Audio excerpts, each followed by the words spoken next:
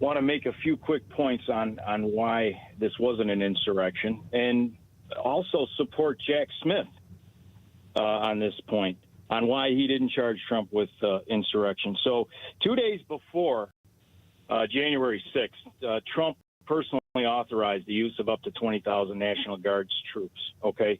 On January 5th, he put out a statement, and he said this on CNN's Town Hall. He told it to Caitlin Collins.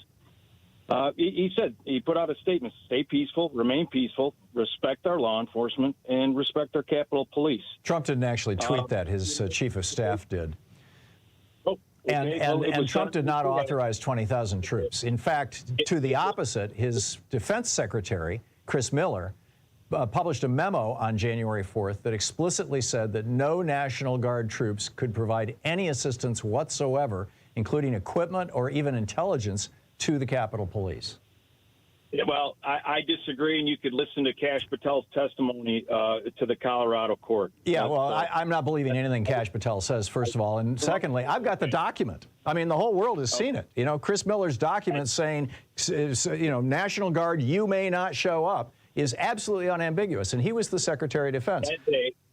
That day, he was authorized. That day, they authorized up to 350 troops from the D.C. area, I believe. Nope. But prior to that day, okay. All right, so Kash Patel's a liar, I guess. Yes, we'll pin it absolutely. Absolutely. Right. And like I said, I've got the memo. I've got the memo. Wait, lastly. Kash Patel's also behind, you know, he's part of this whole 2,000 mules thing. I mean, you know, the lies.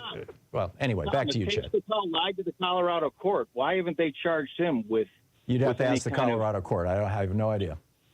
Oh, okay. If he's such a liar, why haven't they charged him?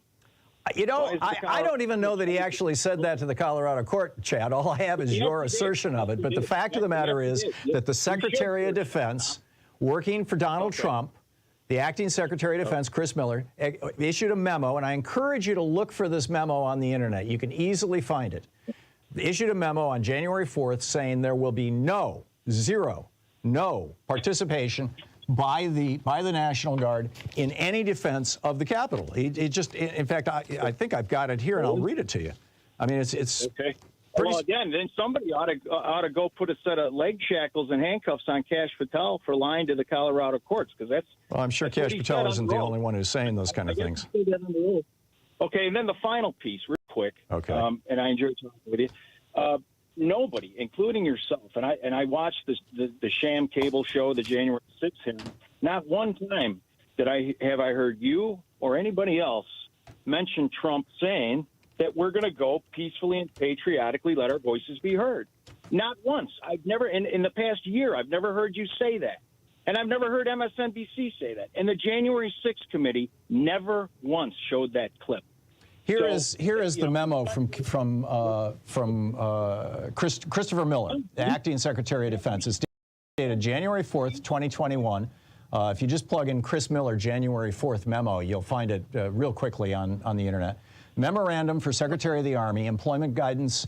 This memorandum responds to your January 4th memorandum regarding the District of Columbia request for National Guard support in response to planned demonstrations on January 6, 2021. You are authorized to approve the requested support subject to my guidance below and subject to consultation with the Attorney General as required by Executive Order 11485. So he says, you're authorized to do this. So that's probably what Kash Patel was saying. But with these caveats. Now, here are the bullet points. Without my subsequent personal authorization, the National Guard is not authorized the following. Number one, to be issued weapons, ammunition, bayonets, batons, or ballistic protection equipment such as helmets and body armor. So, number one, you've got to, if you're going to help the Capitol Police, you've got to do so basically naked. You got to do so in your street clothes. Number two, to interact physically with protesters except when necessary in self-defense or defense of others, consistent with the DNCNG rules for the use of force. Number three, to employ any riot control agents. You may not control the riot at all. You may not use tear gas or anything like that. Number four, to share equipment with law enforcement agencies. You may not help the Capitol Police. Number five, to use intelligence, surveillance, and reconnaissance assets or to conduct ISR, incident awareness and assessment activities. In other words, you may not help the Capitol Police when they're under attack and by providing them with any information at all. Number 6, I think I'm up to employ helicopters or any other air assets. You may not use your hardware. Number 7, to conduct searches, seizures, arrests, or other similar direct law enforcement activity. You may not help in any way in the form of what could be called law enforcement. And finally, to seek support from any non-DC National Guard units. And you may not even get help from, because you'll recall, you had the Republican governor of Maryland was trying to deploy his National Guard to Washington, D.C., and the Secretary of Defense, Chris Miller, prevented it from happening.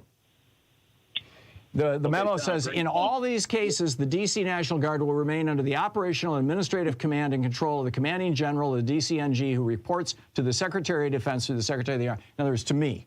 You may employ the DCNG Quick Reaction Force only as a last resort and in response to a request from an appropriate civil authority. So, there you go. I mean, I just read you the whole memo.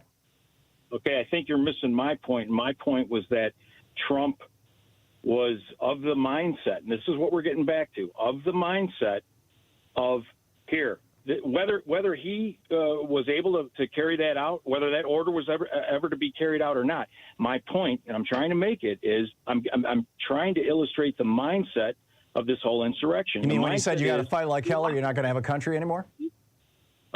Well, let's go back and we can go through all. I'm not going to go through any of it, Chad.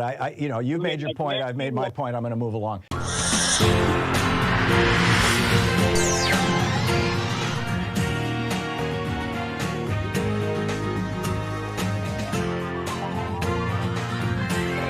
We say fight back!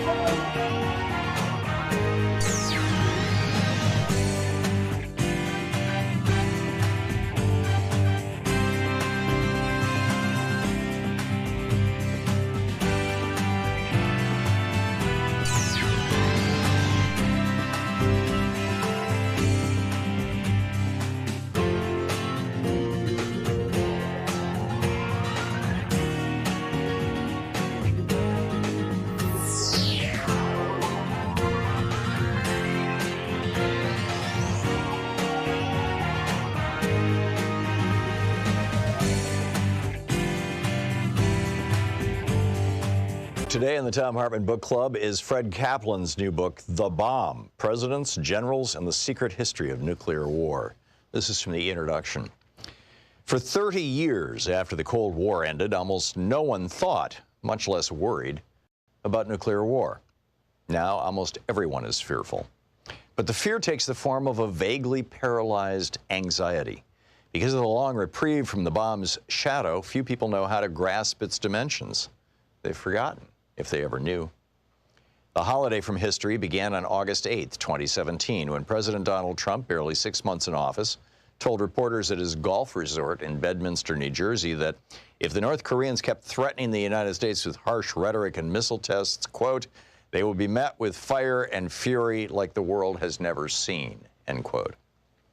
Even those who didn't remember President Harry Truman's similar description 72 years earlier of the atomic bomb that destroyed Hiroshima, Truman said, a rain of ruin from the air, the like of which has never been seen on this earth. It was clear that in language more bellicose than any president since the end of World War II, Trump was talking about launching nuclear weapons at North Korea. Not if its leader, Kim Jong-un, first attacked the United States, but merely if he developed the ability to do so. Then, 6 months later, Trump signed and released his administration's Nuclear Posture Review, a 74-page document that called for building new types of nuclear weapons and integrating them with the military's conventional war plans. In short, for treating nuclear weapons as normal. The red lights flashed. The alarm bells rang furiously. Yet here is what few recognized. None of these notions were new. The president himself seemed a departure from the norm. His character, erratic, eruptive, thin-skinned, willfully uninformed, a combustive mix for a world leader with his finger on the button. But the button and everything around it were the same. In those decades when most of us chose to forget the bomb, as global tensions calmed and fallout shelters crumbled and we turned our gaze to other problems and pleasures, the nuclear war machine continued to rumble forth in the beyond top secret chambers of the Pentagon, the Strategic Command Headquarters in Omaha, the weapons labs in various parts of the country, and the think tanks whose denizens never stopped thinking about the unthinkable. They all kept at their singular task, wrestling with the dilemmas posed by the bomb's existence. How to deter nuclear war, how to fight a nuclear war if it cannot be deterred, how to win it if such a thing is even possible. This is the nature of the nuclear era, and the era never drifted into suspension, even if our attention did. Trump snapped us out of our slumber, reminded those of us who were old enough to know, and informed those who weren't that the bomb is still here. In public over the years, officers and officials have described America's nuclear policy as a second strike deterrence. If an enemy strikes us with nuclear weapons, we will retaliate in kind. This retaliatory power is what deters the enemy from attacking us. In reality, though, American policy has always been to strike first preemptively, or in response to a conventional invasion of Allied territory, or to a biological or large-scale cyber attack. In any case, not just as an answer to nuclear attack. All of these options envision firing nuclear weapons at military targets for military ends. They envision the bomb as a weapon of war writ large. This vision has been enshrined in the American military's doctrines, drills, and exercises from the onset of the nuclear era through all its phases. Most presidents have been skeptical of this vision, morally, strategically, practically, but none of them have rejected it. Some have threatened to launch nuclear weapons first as a way of settling a crisis. The few who considered adopting a no first use policy, in the end, decided against it. There are rationales for these doctrines, drills, and exercises, and for the retention of the first use option. They are driven by policies, personalities, and bureaucratic rivalries, but also by a logic which, once its premises are accepted, hurls its adherents and the rest of us into a rabbit hole of increasingly bizarre scenarios that seem increasingly, if strangely, rational the deeper they're probed. Understanding the nuclear era, the era of our lifetime, means understanding the rabbit hole, who dug it, and how we got stuck inside. It means tracing the maze of its tunnels, which is to say the arc of its history. A story enmeshed in secrecy, some of it still secret, much of it now illuminated by declassified documents and interviews with key actors, though never fully told. How did we get to this second coming of nuclear panic? How did we wind up with thousands of nuclear weapons, far more than any war aims could justify? What propelled the nuclear arms race during the decades-long Cold War? And what happened to the weapons and their guardians after the Cold War ended? And how and why did any of this persist? Chapter 1, Killing a Nation. The book Fred Kaplan's The Bomb.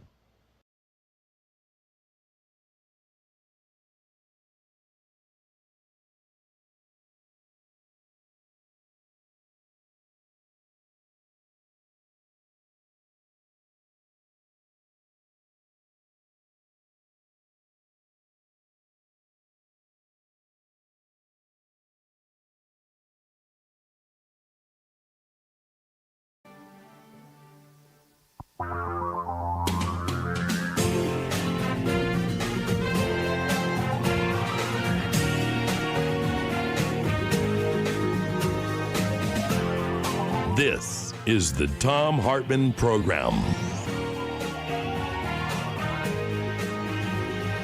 Hey, happy Tuesday. Quite a day out there, and a lot to talk about in here. Fani Willis is off to court. Well, not today. I believe it's going to be on Thursday. We've got the Senate by 70 to 29, a vote of 70 to 29, just passed aid for Ukraine, Taiwan, and Israel, and Palestine, and Palestinians. And, you know, Donald Trump says, no, you can't send any money to Ukraine. I'm doing Putin's work here.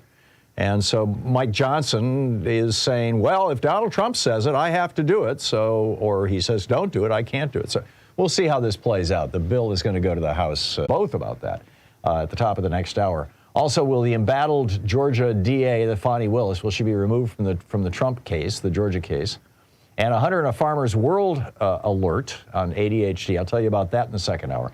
Also, in the third hour of our program, is Donald Trump starting to echo Hitler's final solution rhetoric? Yeah, actually, in short form. I'll give you the details in the third hour of the program. And a crazy alert. A Republican lawmaker in Idaho says that state needs to pass a new law so cannibalism can't be normalized. Really? What does she know that I don't? That's pretty strange. All right, but today, to start off, my rant, my daily take this morning over at HartmannReport.com is titled, How the Richest Democracy in the World Abandons Americans. And what got me started on this was last weekend I was watching TV, and I guess I was in a curmudgeonly mood because I was like questioning everything. What? How can they? And suddenly this commercial comes on for a company that buys life insurance policies. And there's this older couple in the commercial, and one of them says, to the camera, or says to the other, we learned that we could sell our policy when a friend did so to pay their medical bills. And I'm going, wait a minute. We're the richest country in the world. We have the richest billionaires in the world. We have more money than anybody. I mean, we got more money than God. It's just, the United States is a fabulously rich nation. And senior citizens are having to sell their life insurance policies, depriving their children of any kind of inheritance or benefit, help at all, just to stay alive, just to pay their medical bills. And I thought this isn't right. You don't have people having to sell their life insurance policies in Taiwan or in South Korea or in Japan or in Costa Rica or in any of the European Union countries, because the total number of people who went bankrupt because somebody got sick in those countries is zero. It's 500,000 people every year in the United States. So I'm looking at this ad going, wow, this is really an ad about how sick and dysfunctional America's our healthcare system is. Why is that? In fact, I posted this over at HartmannReport.com, and one of the people who reads our newsletter posted a reply saying that he's recovering from COVID and has been binge watching TV, and he's been binge watching Breaking Bad. And it's been a long time since Breaking Bad was a hot thing, But the premise is that this guy had cancer. This high school science teacher, he had cancer, and he needed a lot of money to pay for his treatment, because this is America, right? And we don't have a national health care system. And so he started cooking meth to pay for his cancer treatment. It's just, how do we miss this stuff, right? Then another ad comes out for a company that sells reverse mortgages. Now, Tom Selleck, I'm sure, is a very nice guy, but are there really that many seniors who are now destitute and thus must wipe out the largest store of their wealth and their children's inheritance just to retire? Then came an ad for the Shriners Hospital for Children. And, they're doing wonderful work, right? Taking care of kids who are born with birth defects and deformities. But why are we crowdsourcing health care for children in crisis? Why isn't that just routinely provided for with our tax dollars? And then there was this ad for Danny Thomas's hospital, the one that he started. And now this one is dealing with kids with cancer, and they're doing a lot of great cancer research, and God bless them. But again, why aren't we all funding stuff like this? Why do we need this in the richest country in the world? I mean, why don't we just have billionaires pay their income taxes? Oh, that's right. Since the Reagan Revolution, billionaires no longer pay income taxes for all practical purposes. And then that ad was followed by another one for colostrum. It's a milk product that is supposed to boost your immune system. And the ad's pitch lady said something like, there are over 90,000 chemicals in our environment that haven't been tested for toxicity. And damn, I thought she's right. Most of the developed world uses the precautionary principle. You've got to prove something's safe before you put it in our food supply. That's how it works in Europe. But here in the United States, you don't have to prove anything. You just pour it on, dump it in the air, put it in the water, put it in their food, line the packages that we get our take-home food with PFAS chemicals, No big deal. We'll just, we'll continue poisoning people until finally we get sued. That's how it works in America. It's the libertarian strategy. I mean, watch Dark Waters, the movie with Mark Ruffalo, if you want to see how this works, how the DuPont poisoned an entire community. And then in the next commercial break, Jeff Bridges comes out. He's a great guy. He's a great actor. And he's pitching a charity called No Kid Hungry, which turns out is a very, it's a high-quality charity with a really good rating. But again, why do we have kids who are hungry in America? 1 in 5 American children is either suffering from hunger or malnutrition right now in the richest country in the world. It costs us an estimated $167 billion a year because of the damage that's being done to the brains and bodies of these kids. It costs us $167 billion a year, and the total cost to end all childhood poverty in the United States is hunger in the United States is $25 billion. The amount of money that Musk, Bezos, Gates, and Zuckerberg added to their money bins just since 2020 is over $300 billion. We could end childhood poverty in the United States with $25 billion. But, we could save $167 billion with a $25 billion investment, but we don't because it would require billionaires to pay their taxes. And how did we get there? How did we get to this point? Well, it's because 5 corrupt Republicans on the U.S. Supreme Court legalized bribery. They legalized corporate bribery in 1978 with the Bellotti decision. They legalized basically all political bribery in 2010 with Citizens United. And of course, in 76, there was Buckley versus Vallejo. And the result of that is that, well, here, this is Judd Legum's newsletter today, popular.info. The average American family last year, in 2020, paid an effective tax rate of 13.6%. That's average, right? Some people paying a whole lot, some people paying nothing at all. So the average was 13.6%. General Electric reported $7 billion in profits last year. They got a refund of $423 million. They didn't pay taxes on their profits. They got a refund. T-Mobile reported $10 billion in profits last year. They paid $42 million in federal income taxes, 0.4%. Tesla, $3.2 billion in profits. They paid $48 million in federal income taxes, 1.5%. In 2020, quote, 55 of the largest corporations in America paid no federal corporate income taxes, despite enjoying substantial pre-tax profits in the United States. So what does this have to do with the Supreme Court? Well, the Supreme Court said that if you're rich or if you're a corporation, you can buy your very own politician. And those politicians then will introduce legislation to make sure that you never have to pay taxes. I mean, this is where we're at now. We've got, the rich getting richer. We are now the most unequal society in the developed world. And it's all because 5 corrupted billionaires on the U.S., or 5 corrupted Republicans on the U.S. Supreme Court, who are being spiffed by billionaires, buying them vacations, buying them homes for their parents, buying tuition for their kids, flying them around the world on private jets, taking them out on their super yachts, because 5 corrupt Republicans on the Supreme Court decided to legalize political bribery. If Democrats take power in this November, all 2 branches, all 3 parts, we've got to do something about this. This is the Thom Hartmann Program. And then maybe we can put this country back together to where the bottom 80% of us are getting something out of this country.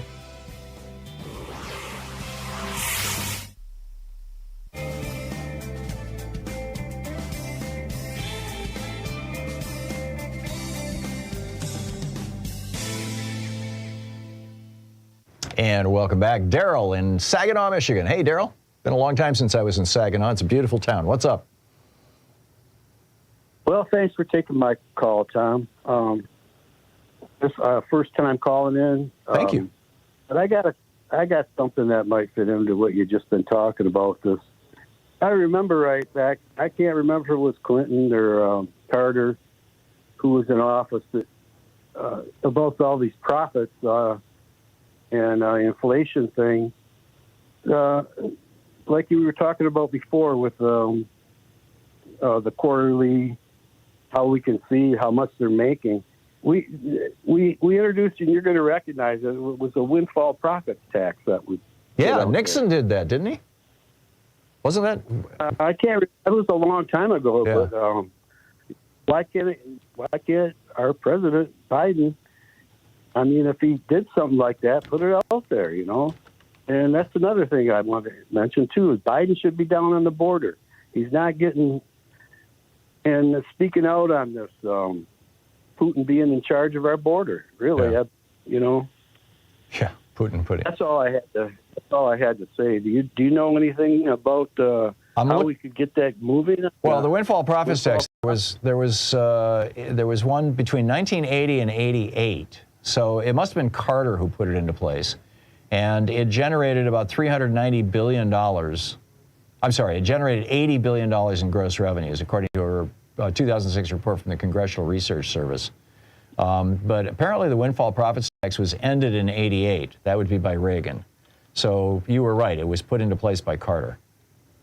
And, you know, I'm with you. I think that we should bring back the windfall profits tax. I think that's a good idea. Daryl, thanks for the call, and thanks for the suggestion. Maybe I'll rant about that one of these days. I appreciate it. Joe in Villa Park, Illinois. Hey, Joe, what's on your mind today? Hi, Tom. It seems to me that the GOP wants to have a situation where they don't want brown people coming to this country. They only want people from white Christian nations.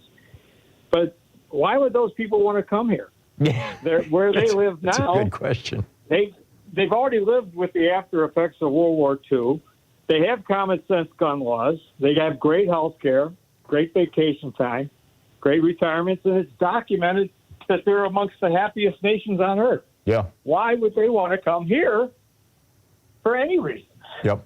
Yeah, I mean, the only white European immigrants who I've known, and I've known a couple of them who've moved to the United States, have moved to the United States because they married an American. You know, they moved here for love, in other words, or because they had family here. And, you know, they came to join family. But I don't, you know, the whole idea of somebody moving from one of the European Union countries to the United States, you know, because of opportunity or because of quality of life, it ain't happening, Joe. No. And nobody's talking about that either. Yeah, that's a good point. That's a really good point. I mentioned that in my op-ed today. You know, the total number of bankruptcies medical bankruptcies across the entire European Union is 0.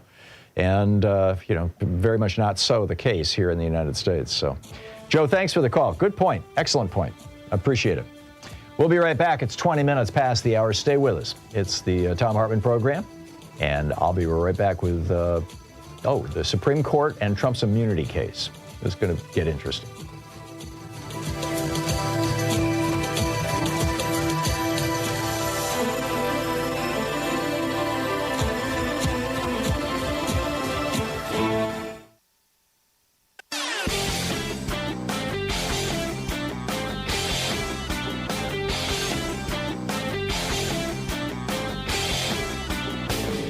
Change starts with you. You can be calling your Democratic or Republican representatives to let them know what you think by calling 202-224-3121. It's the Capitol switchboard. It'll get you right through to them. You know, one of the grand questions that political scientists have been scratching their heads over for years in America is, why do right-wing billionaires fund anti-black history movements? Why are they pouring money into these people? Why are they funding anti-trans movements? I mean, what does this have to do with being a billionaire? Well, it turns out it has a lot to do with it, and here's why. Almost 30 million Americans lack health insurance. 37 million of us live in dire poverty. 1 in 5 of us are illiterate. 1/4 of Americans suffer from a diagnosable mental illness and can't get treatment. 316 people are shot every day in America. 44% of us carry student debt. And the billionaires don't want to pay income taxes to deal with any of these problems of society. That's the real issue. If they can get us fighting with each other over black history or over trans people or kids, they win. Then we're not talking about taxing them, raising their taxes to where they should be. There's a whole rant about this over at HartmannReport.com that you can read and see all the stats and all the hot links. Check it out.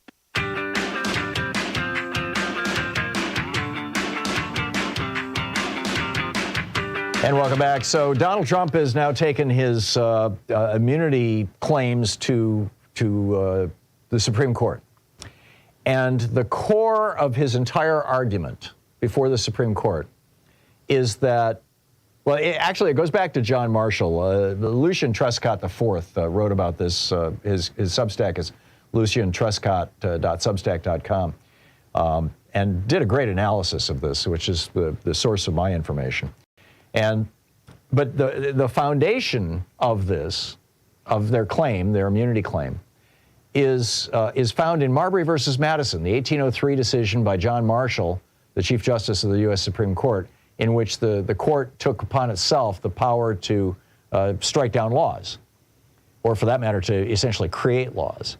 But the other thing that you will find in the Marbury case is this idea of political questions that John Marshall wrote back in 1803, questions which are by the Constitution and laws submitted to the executive, in other words, submitted to the president, can never be made in this court. These are called discretionary acts. These discretionary acts are only politically examinable, and thus the president's official acts can never be examined by the courts. So that was what John Marshall said in 1803, that the courts cannot second-guess the president. So when the president is conducting the official business of the government. And I think, the whole point was we don't want the president being constantly harassed about every little thing he does or something like that. But so Trump is using this as the basis for his claim that he has immunity. He's saying, in fact, the heading on his brief that he filed with the Supreme Court is titled, President Trump was indicted for his official acts as president. So, let's look at those official acts. What is it that Trump is claiming were official acts? Well, his appeal says, quote, Trump used official channels of communication, including tweets and other public statements, contending that the 2020 federal election was tainted by fraud and irregularities that should be addressed by government officials, end quote, from his brief. So first, he's claiming that his official act is all the lies that he told, where he said that he won the election when, in fact, we all know that he lost it. The Supreme Court ruled that he lost it. 59 lower courts, judgments determined that he lost it. So that's number one.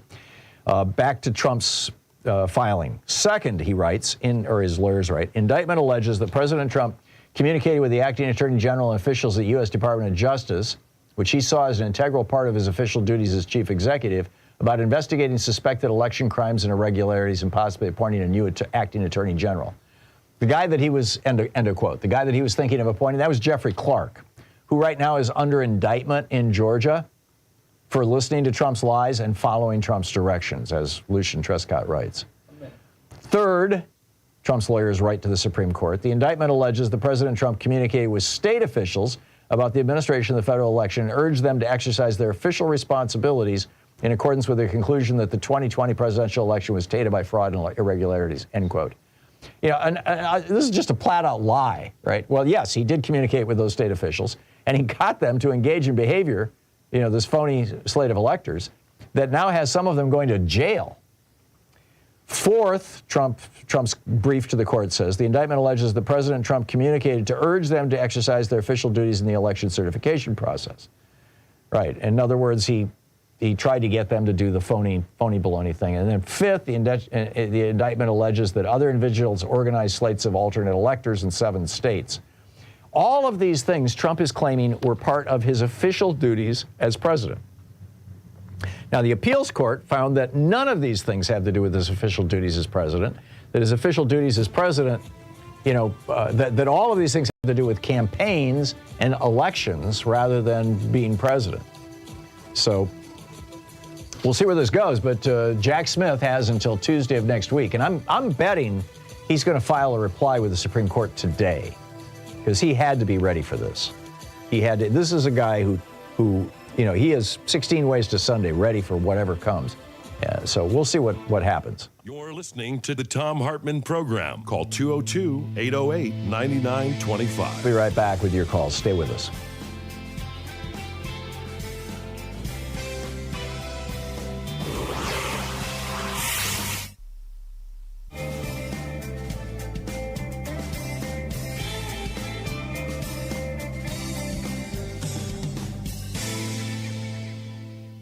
Our book today in the Thom Hartmann Book Club is the second, Race and Guns in a Fatally Unequal America by Carol Anderson. This is from the introduction.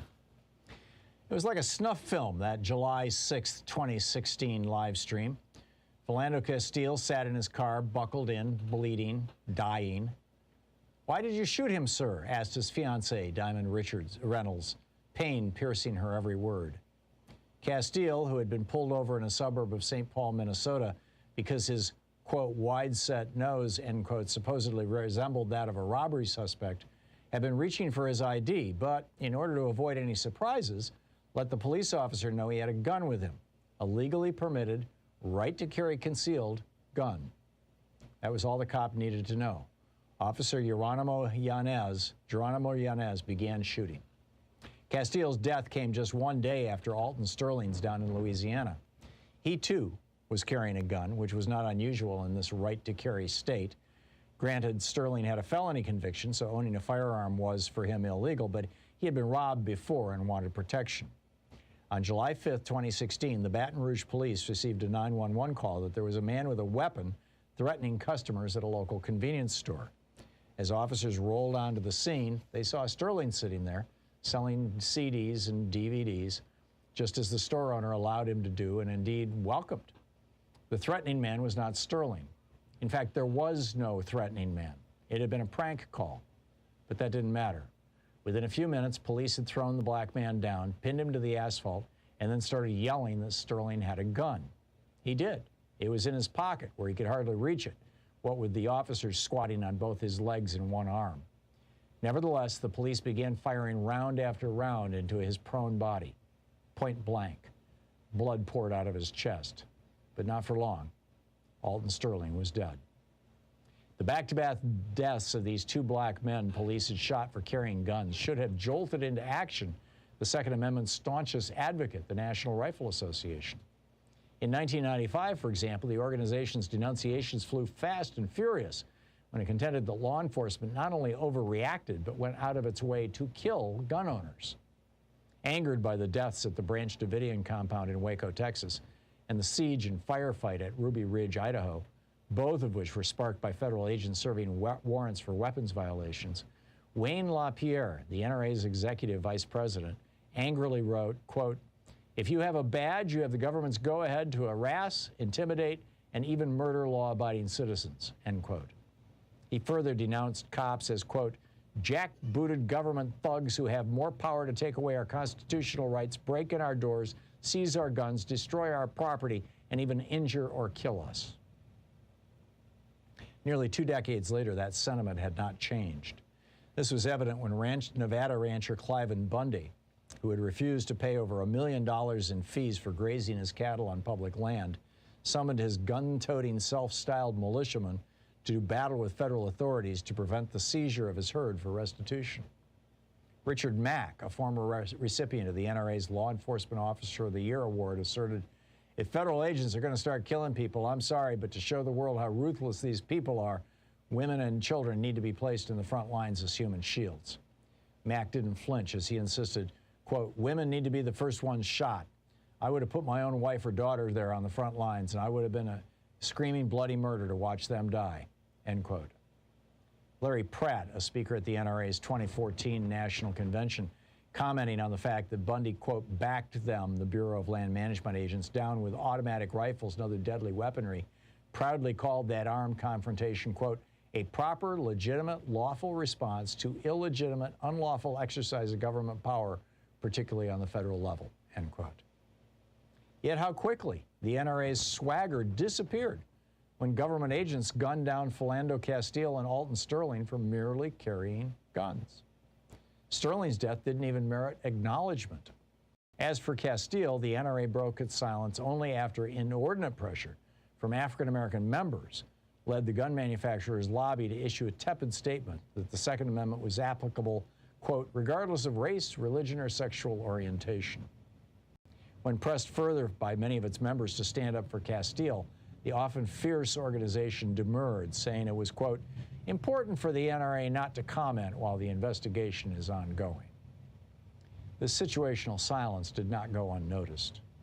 The NRA had not only loudly defended the rights of those of the Branch Davidian cult and at Ruby Ridge, men who had actually shot and killed members of law enforcement, but the organization had also doubled down on calling for more guns in the face of mass shootings in a public school in Newtown, Connecticut, and a movie theater in Aurora, Colorado. Yet here, the guardian of the Second Amendment was now deliberately ignoring the inconvenient fact that black men had been killed for merely possessing a firearm. Where's the NRA? Asked journalist Hannah Kozlowska. Didn't Sterling and Philando Castile have Second Amendment rights too? David Graham in The Atlantic coolly observed that, quote, two shootings give a strong sense that the Second Amendment does not apply to black Americans the same way it does to white Americans, end quote. Washington Post columnist Eugene Robinson wrote that he saw the old Jim Crow whites only sign plastered above the Second Amendment. The book, The Second, by Carol Anderson.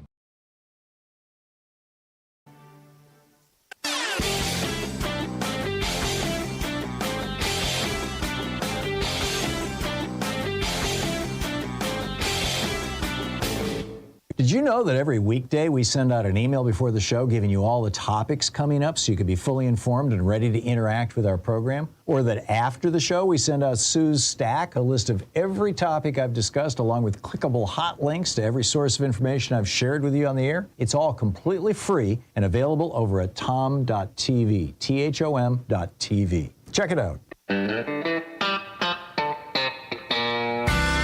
Welcome back, 34 minutes past the hour. By the way, just apropos of this legislation that just passed the Senate overnight that would, with 70 votes out of 100, that would give aid, billions of dollars in aid to Ukraine, to Taiwan, to Israel, to Palestine, to help, also humanitarian aid to help Palestinians in Gaza.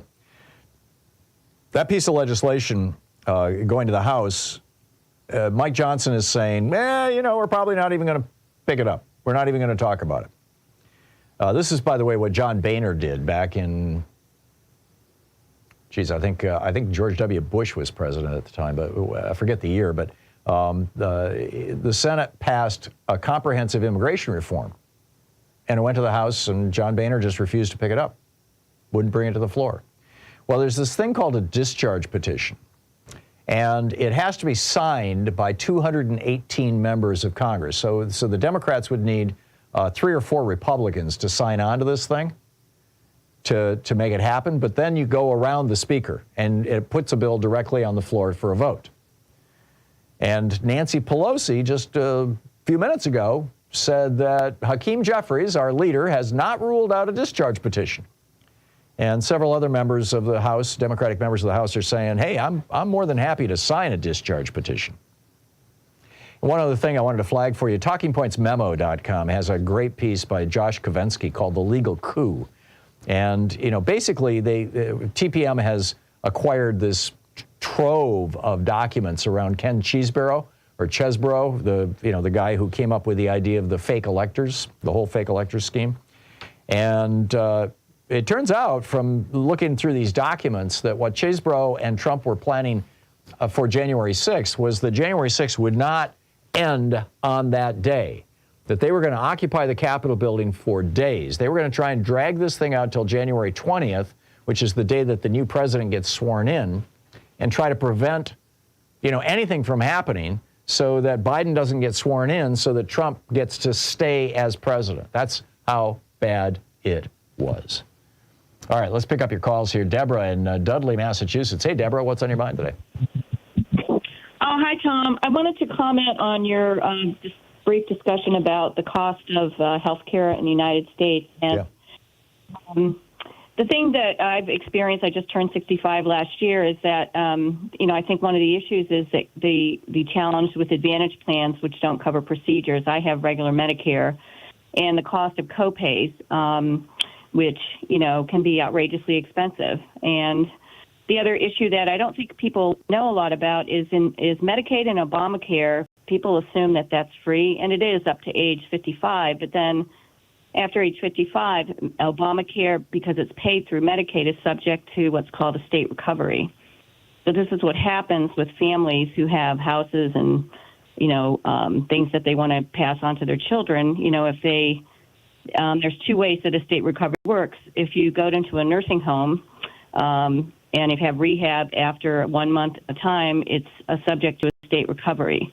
And the other option that states have is that federal law allows them to make the decision to have all Medicaid costs and Obamacare costs be subject to a state recovery, which means when you pass, all of your bills from age 55 up, they recoup those through attaching any assets that you may have. Right. And the other thing I learned about this when my mom, my dad had died. My mom was, she had Alzheimer's. She was quite sick. And we were looking into, putting her in a nursing home or something. And, but, she would have had to use Medicaid to do it. And you can't have more than, I think it was like $3,000 worth of assets. I mean, we would have had to bankrupt my mother. We would have had to sell the house. And then you have to wait 2 years after you bankrupt them before Medicaid can't claw all that money back. I mean, it's like, why do we do this to people? It's incredible. And also with Medicaid and Obamacare, it's subject to what's called a 5-year look back. So from the date that you pass, they can go back 5 years. And so, like, I have an example with my sister who has cognitive deficit. So I've got her on SSI, and her job paid into Medicare, so she was able to get Medicare. But then, and she had a copay QMB program with Medicaid. And we've been waiting out to 5 years because I had to take her houses over because she couldn't manage them. So Medicaid in May of last year are starting to use Advantage plans, and they put my sister on an Advantage plan without letting her know. Oh, geez. She had the QMB, which is not subject to state recovery. And so I happened to find out by checking one of her medical doctors. And so this is happening, and so we ended up getting the Advantage plan canceled, but these Advantage plans are also subject to a state recovery. So the Advantage plan process is happening with Medicaid as well, in addition to Medicare. That's incredible. So, and the thing is that they don't tell you about the medical care being subject to state recovery. You don't. Right. People really pretty much know about the nursing home issue, but people are unaware that Obamacare is paid through Medicaid, and after age 55, somebody's paying that bill. Yeah.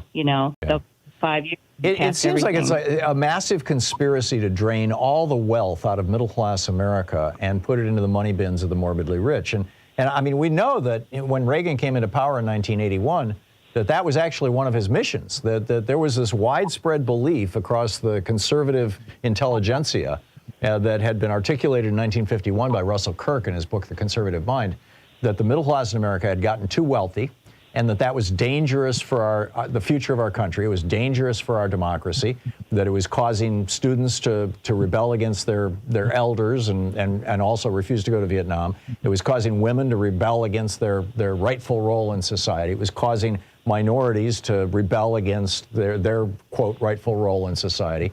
Russell Kirk talking about the need for orders and classes.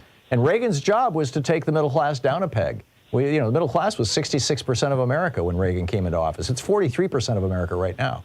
So it's I should probably write another op-ed about this, but it's just crazy. It really is. Well, I agree. I think the point that I'm making is that there needs to be additional legislation passed so that people have to be informed. Yeah. Like people. Well, let's just get rid of all this clawback stuff. I mean, why can't if somebody's old and gets sick and they have some assets, why can't they just pass those assets along to their kids and have this, have a national health care program that takes care of them like in every other developed country in the world? We're the only country that does this to our people. And the only people that benefit from are the morbidly rich.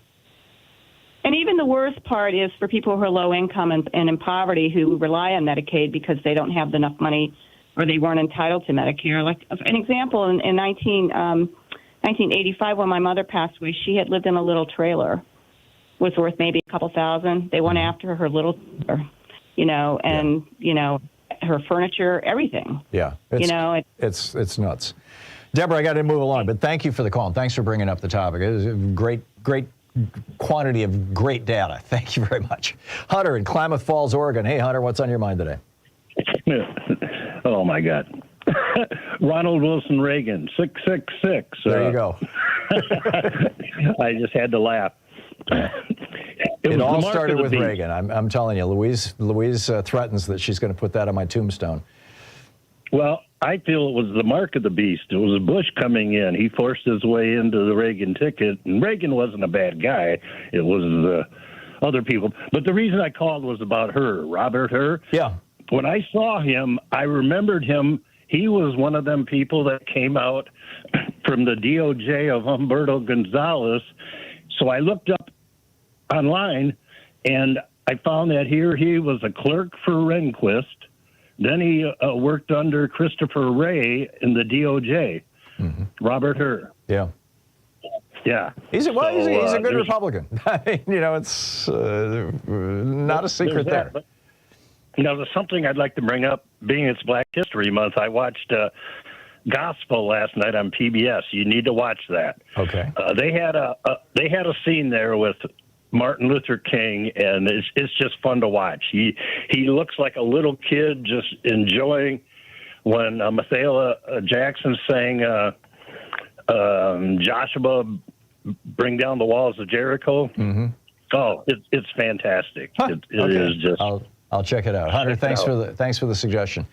David in Denver. Hey, David, what's on your mind today? Yes. I was wondering, like, Trump fired Comey and then he fired Barr, and he's accusing Biden of weaponizing the Justice Department. How did it happen that a president has the authority to, I always thought there were three branches of government. So, yeah. Well, there are. Yeah. So how did it happen that a president can, because when Trump, wins, which I think he's going to do, he's going to weaponize the Justice Department, 100%. He certainly would, and he has said that he will, and he tried to the last time. In fact, did to a certain extent. The Justice Department is one of, dozens of agencies within the federal government that exist under the aegis of the executive branch. It's basically an Article II function. And all of the Department of Agriculture, the Department of Labor, the Department of Justice, the Department of Transportation, all of them answer directly to the president. They all exist within the executive branch. They're created by Congress, Article I, but they're run by the president, Article II. And the thing that's unique about the Justice Department is that way back in the dim history, and frankly, I'm not sure when this was. One of the, if anybody knows, give me a shout. I'd love to know. I'm not even sure how to figure it out or find out. But at some point in our history, and it might have been as recently as the 50s or 60s, or it might have been in the 19th century, the Justice Department got essentially split off from the White House in as much as, and this is not by law, this is by tradition, that the president doesn't interfere with the Department of Justice. The Department of Justice operates with a really, really high level of independence, even though they're not literally an independent agency, even though the head of the Justice Department is appointed by the president, with the approval of the Senate. And so that's the situation. The Justice Department is not autonomous and therefore is still subject to politicization. I'd love to see some legislation that would depoliticize it, but I'm not even sure how you do that under the Constitution. But that's the situation. David, thanks for the call. 46 minutes past the hour. Taking back the mainstream media 3 hours a day, 5 days a week, right here. I'm Thom Hartmann. I'll be right back with more of your calls. Stay with us.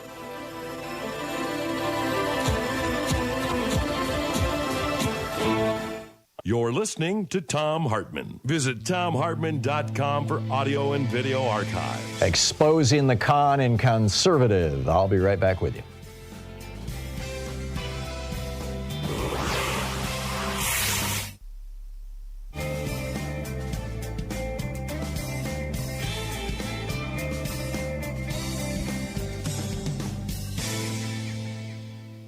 And welcome back, Ed in Des Moines, Iowa. Hey, Ed, what's up? Hi, Tom. Well, on yesterday's program, you were mentioning that Donald's putting forth the idea that the government is really being run by Barack Obama. Yeah. And he makes a big point at saying his middle name. Yeah. Barack Hussein Obama. And right, and I think that's perfectly fair game for this reason. All of Donald's ex-girlfriends refer to him by his. By his what? Middle name? His middle name. James? Yeah. What? No, Donald. What's his middle name? Oh, John is his middle name. Don't work. He's a John. Oh, I get it. Yeah. Sorry, it took me a minute. It took me a minute because I was misremembering his middle name. Okay, good one, Ed. Good joke. Thank you very much. Corky in Rochester, New York. Hey, Corky, what's on your mind today?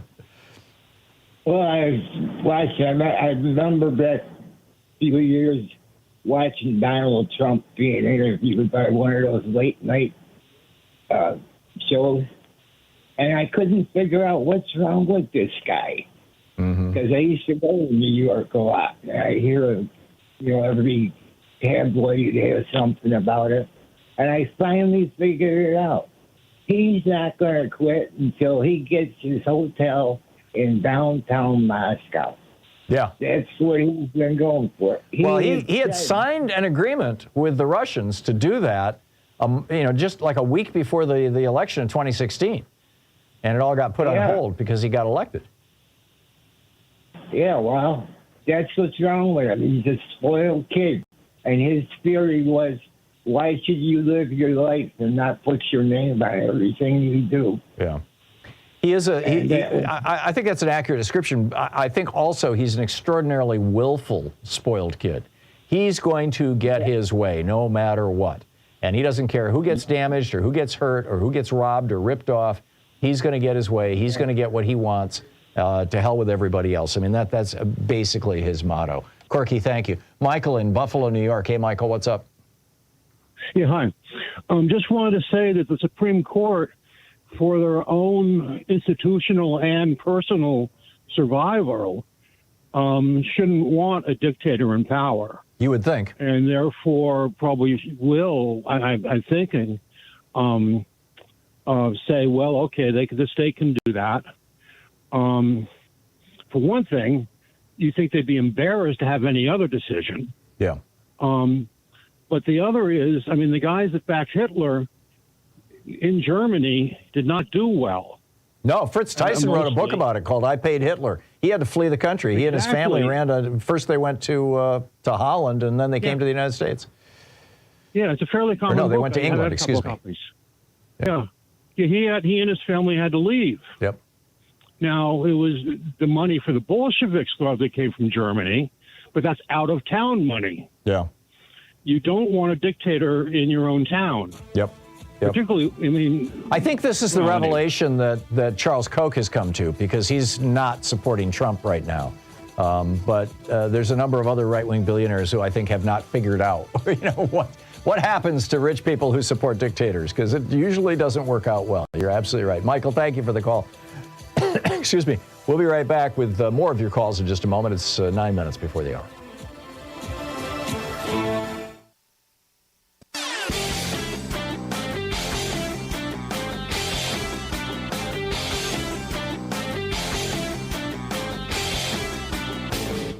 Help support progressive radio. If you're listening to us on a commercial station, call their advertisers and let them know you're listening. If you're listening to us on Pacifica, or one of our many nonprofit stations, please support them when they do their fundraising drives. Thanks for supporting Progressive Talk Radio, and tag you're it.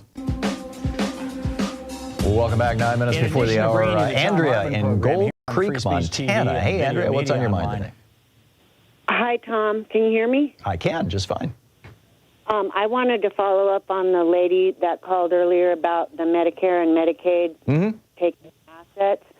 When my mother was sick and my brother was taking care of her, and he died, so she was going to have to go in a nursing home. And when the coroner showed up, he said, if you put her in a nursing home, they're going to take your ranch. And it turned out that my mother had put her property in a trust before 5 years. So they weren't able to take it because it had been in a trust. Oh, interesting. So that's one way. You have to do that multiple years. You said 5 years. I thought it was 2 years. I'm frankly not certain. But you have to do that several years before you actually need to use Medicaid, right? Yes, well, I don't know if it's before you need to, but 5 years before she died.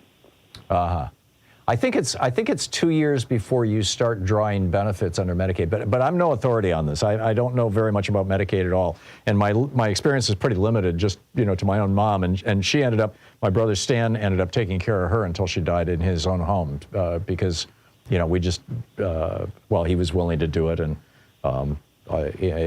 it kept mom and dad's home intact, which is now being lived in by one of my nieces actually and her family. So. Andrea, thank you. Thanks for the information. That's a good one. David in Los Angeles. Hey, David, what's on your mind today? I wanted to bring to your attention the fact that the DOJ, after the Watergate experience, examined the relationship between the Department of Justice and the Office of the President. And I believe at that time they created the Office of the Lawyer to the President in the office. The Office of Special Counsel. When was that? Right. It's not the special counsel. It's the office of the White House legal office, which advises the president on the rules that apply to his operation, as opposed to going, as it was before, to the DOJ for such advice. And as a part of that process, the DOJ adopted very clear ethical and policies and procedures defining the relationship between the DOJ and the Office of the President.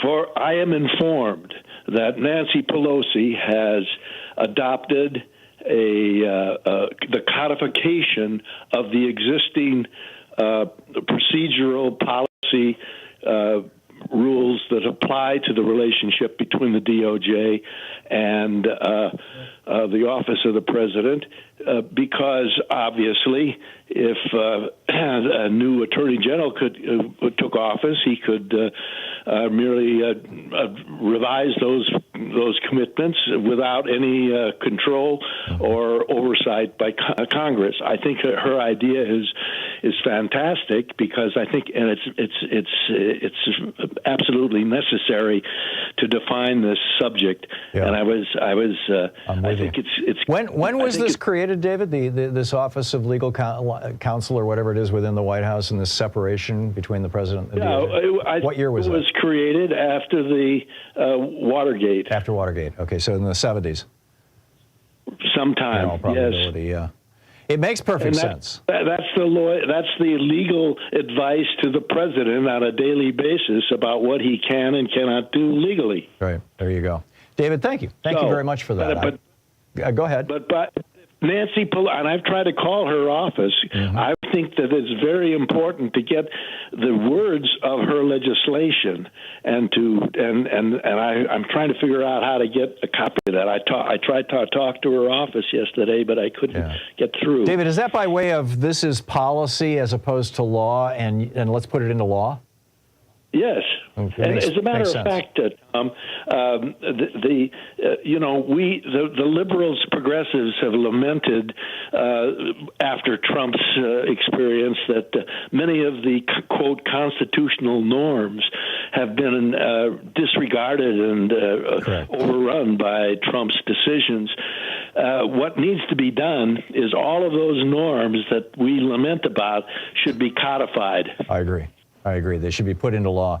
The things that have been merely policies based on the assumption that presidents will behave ethically and appropriately, which, obviously Trump shows. And so that makes great sense. And I think if Mr. Biden were re-elected, which let's hope and pray he is, he would be amenable to undertaking. I suspect he would be. David, I'm out of time. I'm sorry. But thank you, David. Up next, Gil Duran is going to tell us about the tech authoritarians who are trying to take over San Francisco. This is going to get interesting. Stay with us. You're listening to Thom Hartmann. In addition to bringing you the Thom Hartmann Program here on Free Speech TV and Video Media Online, we also have a whole set of ways you can interact with us and tools you can use to spread the word about the importance of democracy and the threats to it in our republic. First, there's your daily homework. Sue Nethercutt puts together a daily email newsletter that has a link to every story I discuss on the air, so you can find my sources and you can share them with your friends. It's free and you can sign up at thomhartmann.com. Second, I publish my daily take every day over at the hartmannreport.com website. That's also free if you want the daily 5 days a week rant in your inbox. No ads either. Third, we have the podcasts. There's the free 1-hour version of our daily show that's advertising supported. You can find that wherever you get your podcasts normally. And then there's also the podcast of the entire 3-hour show with no advertisements, and that's available by subscription over at thomhartmann.com. So check them all out at thomhartmann.com and hartmannreport.com.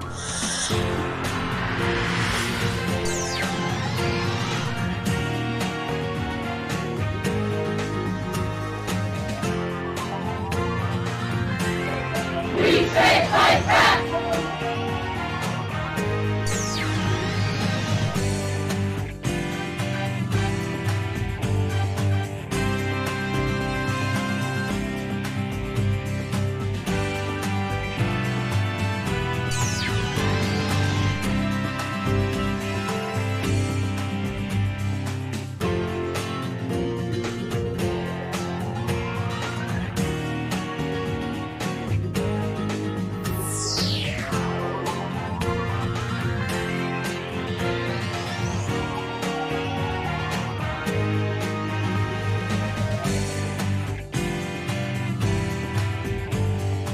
Our book today for the Thom Hartmann Book Club is A Woman of No Importance, The Untold Story of the American Spy Who Helped Win World War II by Sonia Purnell. This is from the prologue. France was falling. Burned-out cars, once strapped high with treasured possessions, were nosed crazily into ditches. Their beloved cargoes of dolls, clocks, and mirrors lay smashed around them and along mile upon mile of unfriendly road. Their owners, young and old, sprawled across the hot dust and were groaning or already silent. Yet the hordes just kept streaming past them, a never-ending line of hunger and exhaustion, too fearful to stop for days on end. 10 million women, children, and old men were on the move, all fleeing Hitler's ranks, pouring across the border from the east and the north. Entire cities had uprooted themselves in a futile bid to escape the Nazi blitzkrieg that threatened to engulf them. The fevered talk was of German soldiers stripped to the waist in jubilation at the ease of their conquest.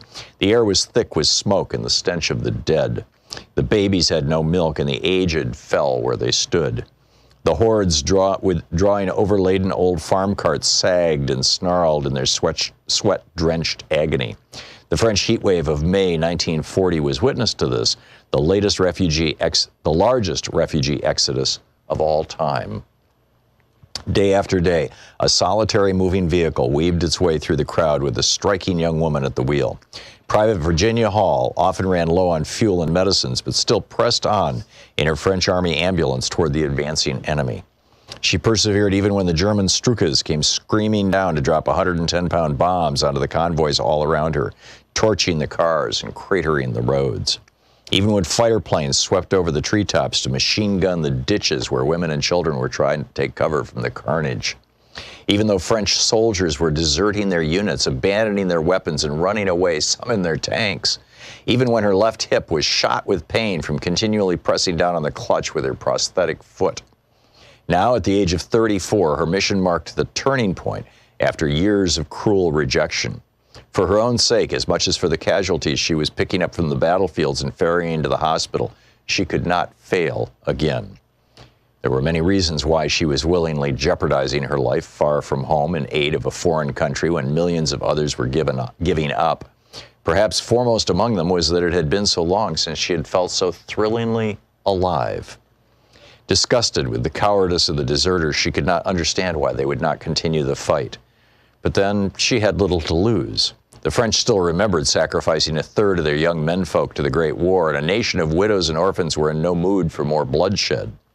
Virginia, though, intended to go on the road, wherever the battle took her. She was prepared to take whatever risks, face down any dangers. Total war against the Third Reich might perversely offer her one last hope of personal peace. Yet even this was as nothing compared with what was to come in a life that drew out into a Homeric tale of adventure, action, and seemingly unfathomable courage. Virginia Hall's service in the France of summer 1940 was merely an apprenticeship for a near-suicide mission against the tyranny of the Nazis and their puppeteers in France. She helped to pioneer a daredevil role in espionage, sabotage, and subversion behind enemy lines in an era when women barely featured in the prism of heroism, when their part in combat was confined to the supportive and the palliative, when they were just expected to look nice and act obedient and let the men do the heavy lifting, when disabled women or men were confined to staying at home and leading often narrow, unsatisfying lives. The fact that a young woman who had lost her leg in tragic circumstances broke through the tightest constrictions and overcame prejudice and even hostility to help the Allies win the Second World War is astonishing. That a female guerrilla leader of her stature remains so little known to this day is incredible. Yet that is perhaps how Virginia would have wanted it. She operated in the shadows, and that was where she was happiest, even to her closest allies in France. She seemed to have no home or family or regiment, merely a burning desire to defeat the Nazis. They knew neither her real name nor her nationality, nor how she had arrived in their midst. Constantly changing in looks and demeanor, surfacing without notice across whole swaths of France, only to disappear again as suddenly, she remained an enigma throughout the war, and in some ways after it, too. Even now, tracing her story has involved 3 solid years of detective work, taking me from the National Archives in London, the Resistance Files in Lyon, and the parachute drop zones in the Haute-Loire, to the judicial dossiers of Paris and even the white marble corridors of CIA headquarters at Langley. My search led me through 9 levels of security clearance into the heart of today's world of American espionage. I have discussed the pressures of operating in enemy territory with a former member of Britain's special services and ex-intelligence officers from both sides of the Atlantic. I've tracked down files that were missing and discovered that others remain mysteriously lost or unaccounted for. I have spent days drawing diagrams matching dozens of code names with scores of her missions, months hunting for remaining extracts of these strange disappeared papers, years digging out forgotten documents and memoirs. The book A Woman of No Importance by Sonia Purnell.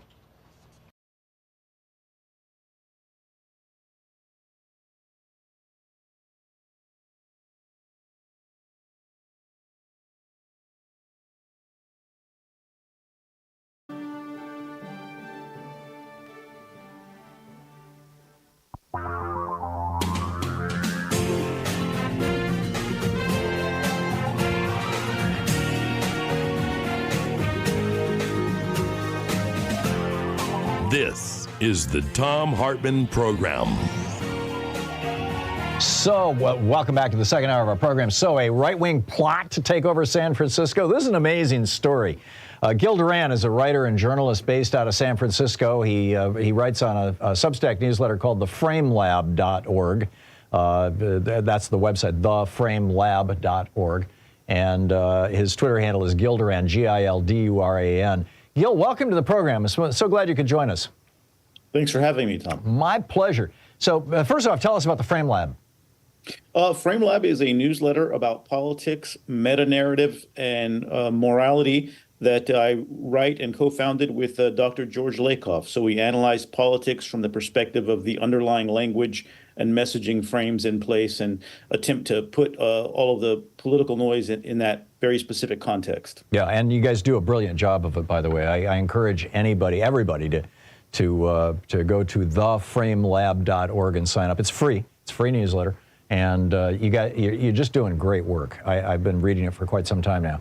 So this piece that you published, I guess it was yesterday or the day before, Tech Authoritarians of San Francisco. Tell us about this. How'd you get out of this story and what's going on here? Well, I've been covering San Francisco politics for a while now. I was the editorial page editor of the San Francisco Examiner, and I've lived in the Bay Area most of my adult life. And over the past few years, we've seen these tech figures, typically with lots of money, sometimes billions of dollars, but not always, start to emerge in a more aggressive way in local politics. They played a big role in last year's recall of District Attorney Chesa Boudin and several school board members. And now they're back with a much bigger plan, which is to take control of the San Francisco Board of Supervisors, which is sort of the city council that governs the city, and also to take control of the mayor's office. And it seems that their big plan in doing this is simply to impose a very retrograde, regressive, and Republican policy platform on the city of San Francisco, which has, as most people know, some very serious problems. You talk in your article about the strict father frame and Elon Musk specifically, but more generally this whole strict father frame. You want to explain that the strict father versus nurturing family? George Lakoff had come up with this some time ago. I think it's brilliant, and how that worldview is informing this effort. Yeah, what George Lakoff did about 25, 30 years ago in a book called Moral Politics was outline the categories that define Republican thinking. You have to understand that a lot of our thinking is metaphorical and a lot of our thinking is unconscious, and this is especially true when it comes to politics. And the main metaphor we have in politics is the metaphor of the family. And if you are to categorize the different beliefs of progressives and conservatives, you see that on one hand, you have people who think that everything should be top down. There should be a strict hierarchy. There should be punishment and discipline. And if you don't do good, you won't have good. If you're poor, it's because you're lazy or have some other moral flaw.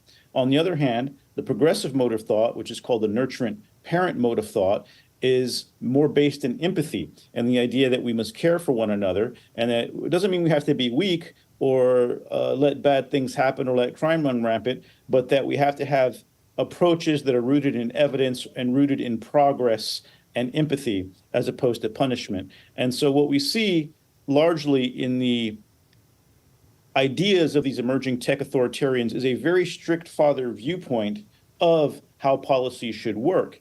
And if you look at their tendency to believe that they're more important than anyone else and should have more power than anyone else, it's because they're richer than anyone else. And Dr. Lakoff spells out pretty clearly in something called the conservative moral hierarchy the exact order in which Republicans believe society should be run. It should be men having more power than women, the wealthy having more power than everybody else, the strong or disciplined having more power than the undisciplined or the weak, straight people having more power than gays, Christians having more power than other religions. And so when you see Elon Musk get on Twitter and have a racist conspiracy theory meltdown about how immigrants are replacing us, it all fits squarely into these frames. I read Walter Isaacson's biography of Elon Musk, all 630 pages of it.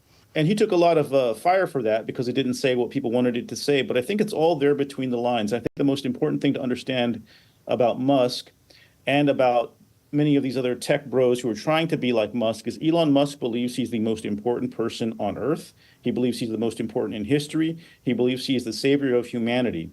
Therefore, it follows from that everyone should do as he says, and he should be allowed to operate without any rules or regulations because he's simply more important than everybody else. And it may sound like I'm exaggerating to say this, but this is what comes out of Elon Musk's mouth himself. He believes that he has to make us a multiplanetary species.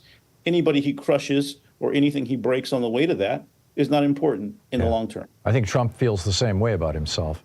So how does this translate into policy in San Francisco? If these tech bros succeed in taking over the city council and the mayor's office, what sort of changes should the citizens of San Francisco expect?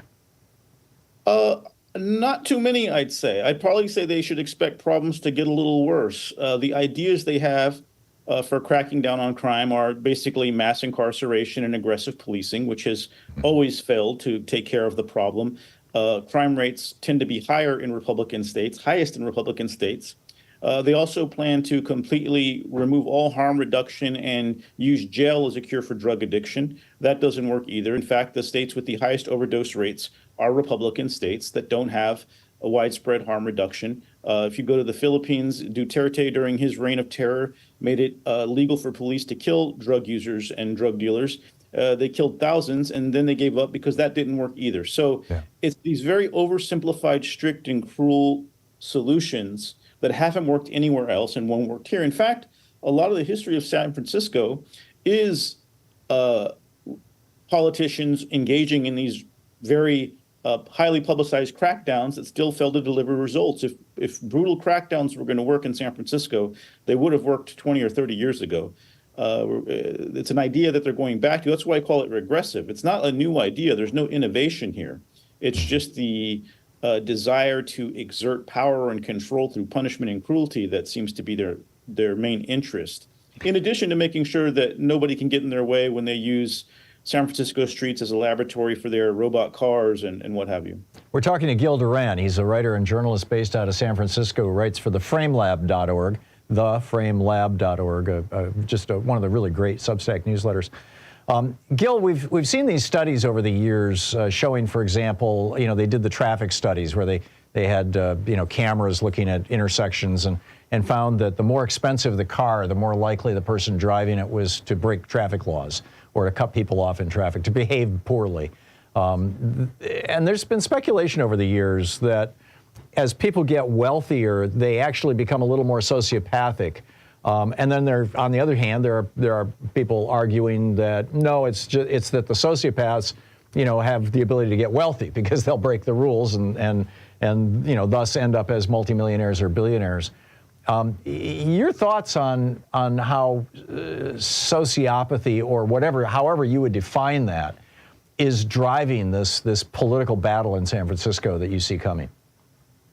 Well, I think that research has shown that the more power or money someone gets, and those two are often very connected, the more they are devoid of empathy, can reduce your empathy for others. And I think that's what's really at the heart of this. I can't really diagnose the sociopathy. It certainly seems to match in some cases. If you Google people without empathy, for instance, you'll get some interesting results. But I do think that this is about these wealthy people don't understand why they should have to see so much poverty. Why can't this just be a cleaned up Singapore where we don't allow poor people to be visible? And they don't seem to ask the question of what are the conditions of a society that creates a city with more billionaires than almost anywhere in the world, where people are living in tents and suffering in addiction on the streets, and there is not enough resources or housing to help them. They don't seem to want to solve the problem of the cancerous inequality that is undermining our social fabric, but they definitely want to cage up some poor people and use the police to run off anybody who's got less than, a few million in the bank and can't afford to live here. So I think we're seeing that manifest as they can only see life through their own viewpoint. They have no interest or curiosity in understanding why things are getting so bad when we ostensibly have more than we ever have had. And that's because some people have everything and a lot of people have nothing. Yeah. And unless we find a real solution to this, it's going to get worse and worse. I spend a lot of time in Latin America. If you live in a very unequal society, you get used to some pretty awful stuff that becomes normal. Crime becomes normal. Yeah. Seeing people suffering becomes normal. They're not trying to innovate and solve that, though. They only want to go back to the 1800s or the 1700s and impose draconian solutions that will not solve the problem, that will only punish the problem. I've worked extensively in the third world and had a similar perception. Gil Duran, check out the newsletter, theframelab.org. You can sign up for free. It's brilliant. Gil, thanks so much for dropping by today. Thanks for having me. My pleasure. Great talking with you. We'll be back on the other side of this break. Will the embattled Georgia District Attorney be removed in the Trump case? Stick around. This is the Thom Hartmann Program. We'll be right back with that and more of the news of the day and your calls. Stay with us.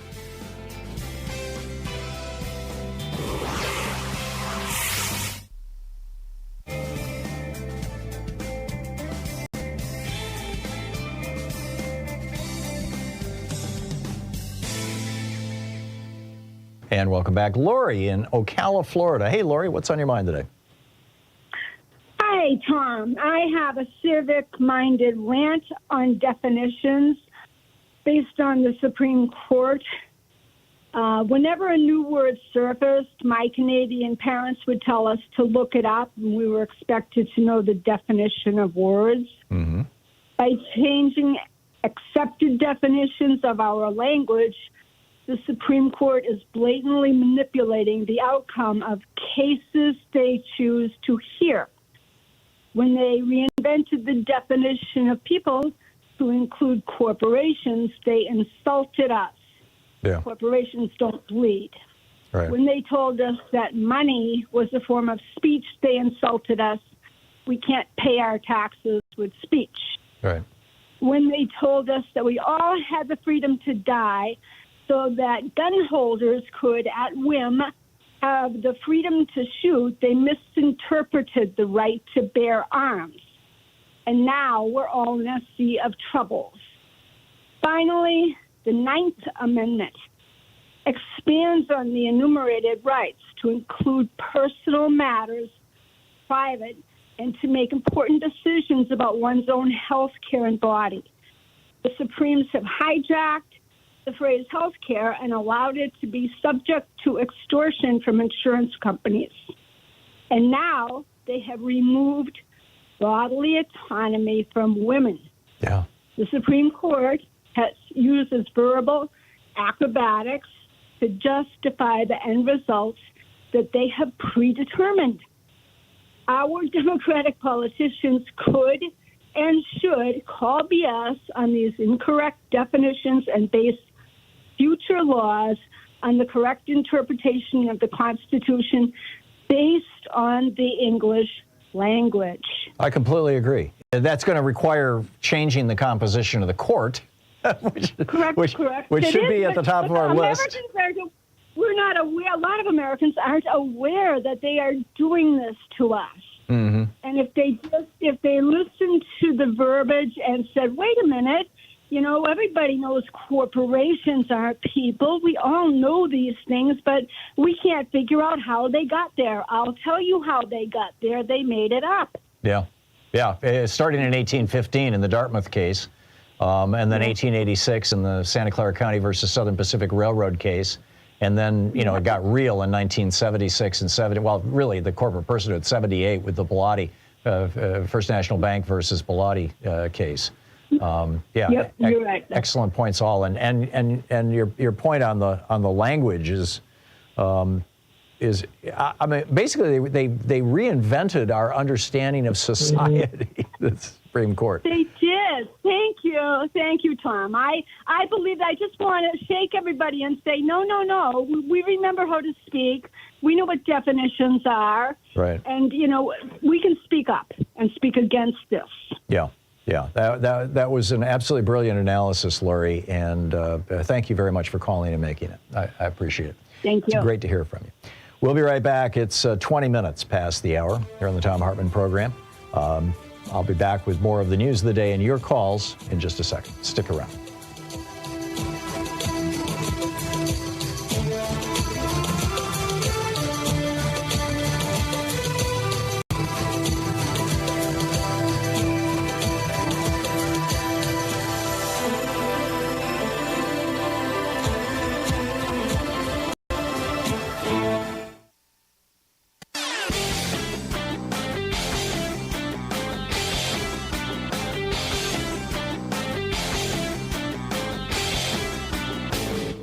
Missed my opening rant today? It's usually published over at HartmannReport.com, where you can read it and share it with your friends for free. Check it out, HartmannReport.com.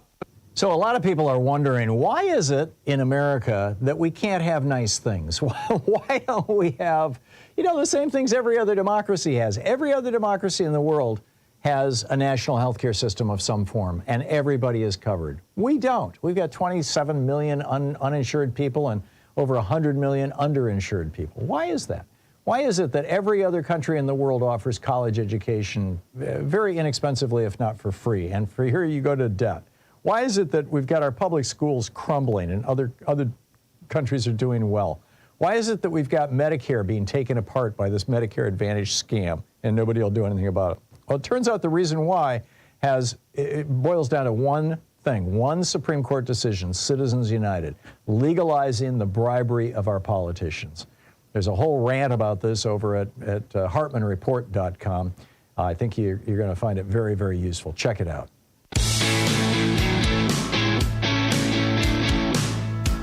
Welcome back. Picking up your calls here. David in Leadwood, Missouri. Hey, David, what's up? Hey, Tom, how are you? I'm well. What's on your mind today?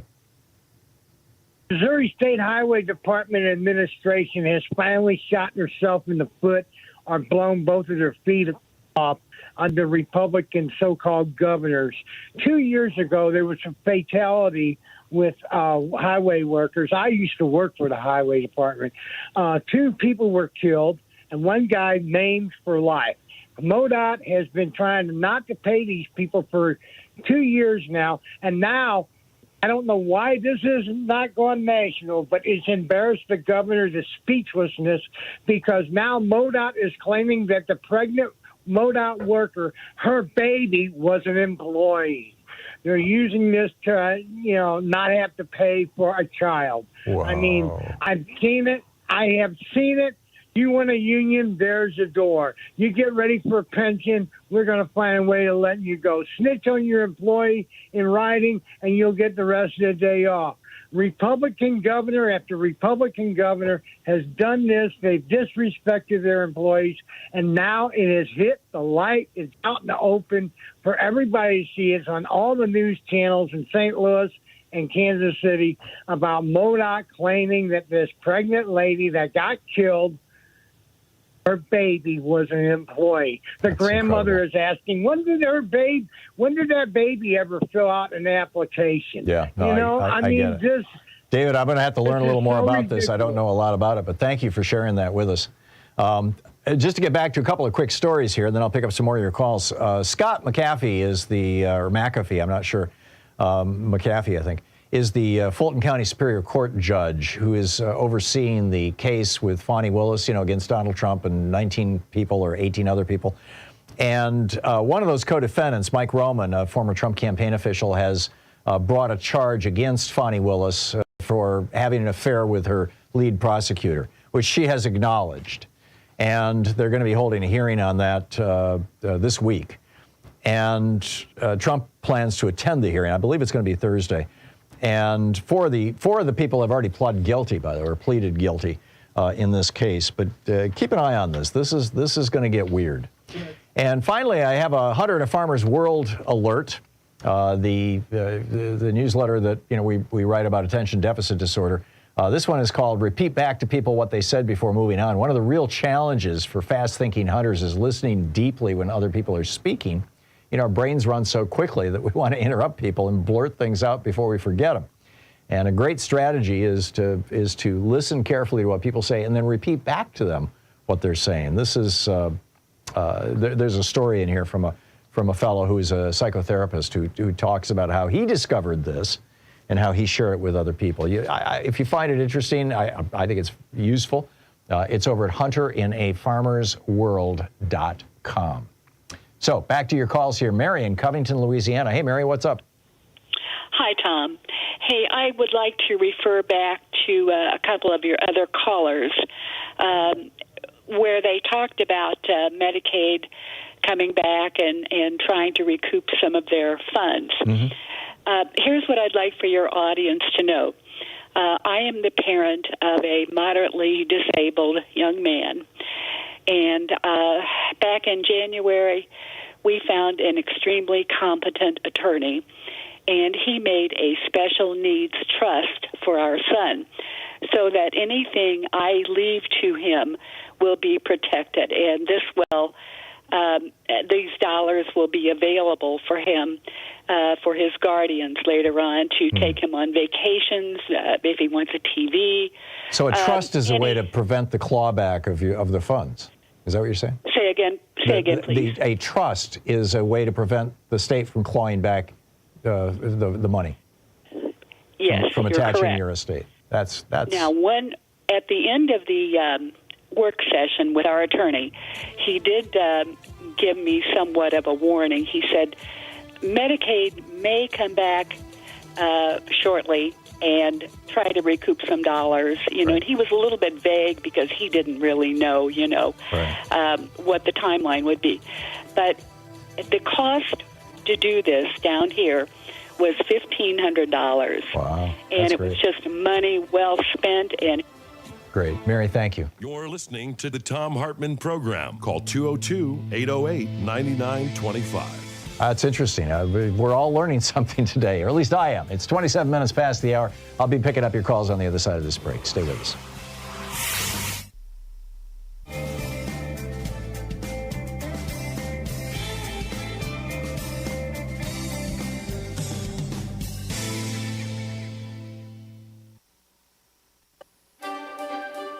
Hey, it's the Thom Hartmann University Book Club. Our book today for the Thom Hartmann Book Club is A Woman of No Importance, The Untold Story of the American Spy Who Helped Win World War II by Sonia Purnell. This is from the prologue. France was falling. Burned-out cars, once strapped high with treasured possessions, were nosed crazily into ditches. Their beloved cargoes of dolls, clocks, and mirrors lay smashed around them and along mile upon mile of unfriendly road. Their owners, young and old, sprawled across the hot dust and were groaning or already silent. Yet the hordes just kept streaming past them, a never-ending line of hunger and exhaustion, too fearful to stop for days on end.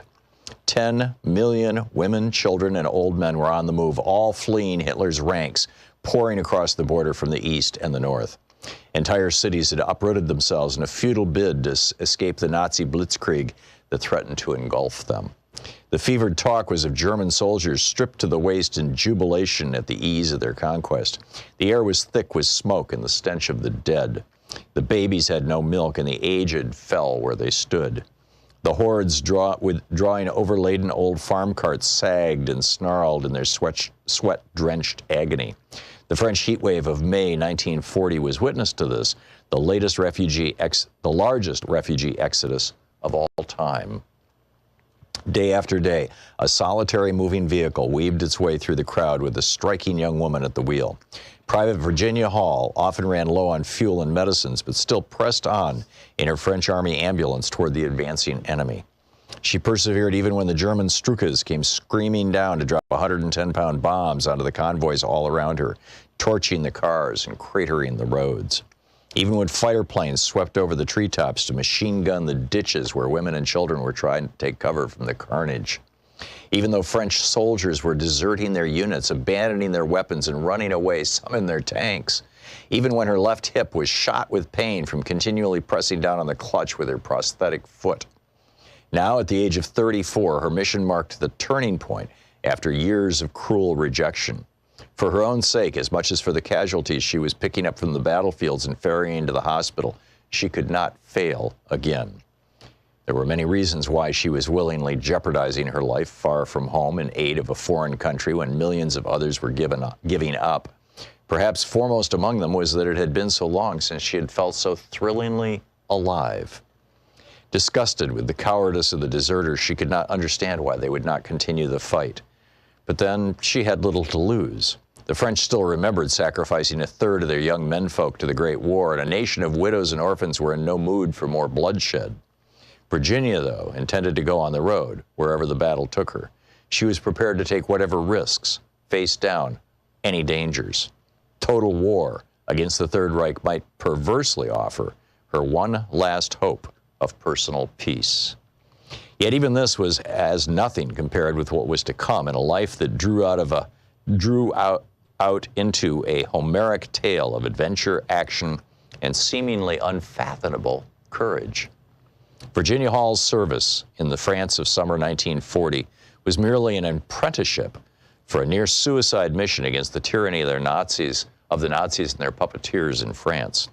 She helped to pioneer a daredevil role in espionage, sabotage, and subversion behind enemy lines in an era when women barely featured in the prism of heroism, when their part in combat was confined to the supportive and the palliative, when they were just expected to look nice and act obedient and let the men do the heavy lifting, when disabled women or men were confined to staying at home and leading often narrow, unsatisfying lives.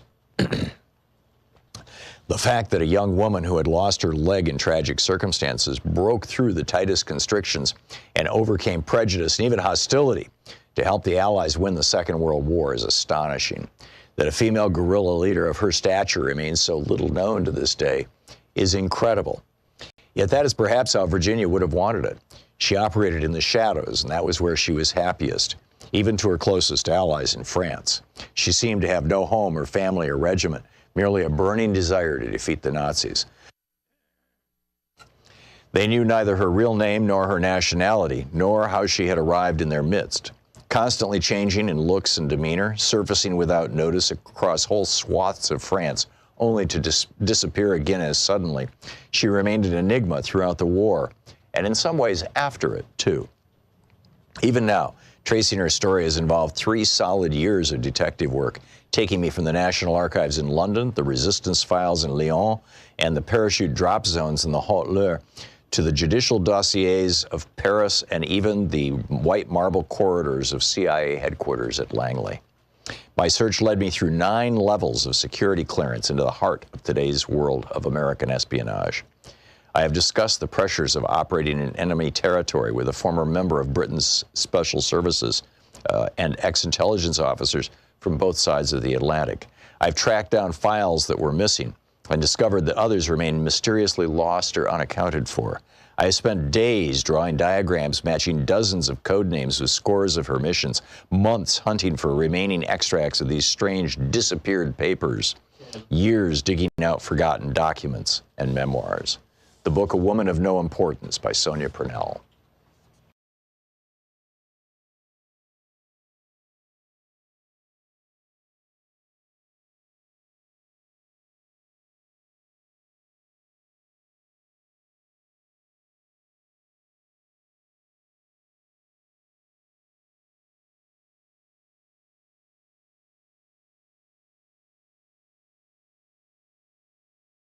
Worthy of being elected. Right. MAGA Mike is one of these 7 mountain evangelicals. There are 7 domains where these dominionists believe that we need to have religion completely take them over. Education, religion, family, business, government and military, arts and entertainment, and the media. Seriously. This is not what Jesus was preaching when he said, give unto Caesar what is Caesar and unto God what is God's. This is the opposite, in fact, of what Jesus was teaching. It's the opposite of Matthew 25, where Jesus said the only way to get to heaven is by feeding the hungry, healing the sick, helping the poor. This is counter-Christian, anti-Christian, in fact. In fact, I think you could say it is the Antichrist's work. There's a piece about it over at HartmannReport.com. Check it out.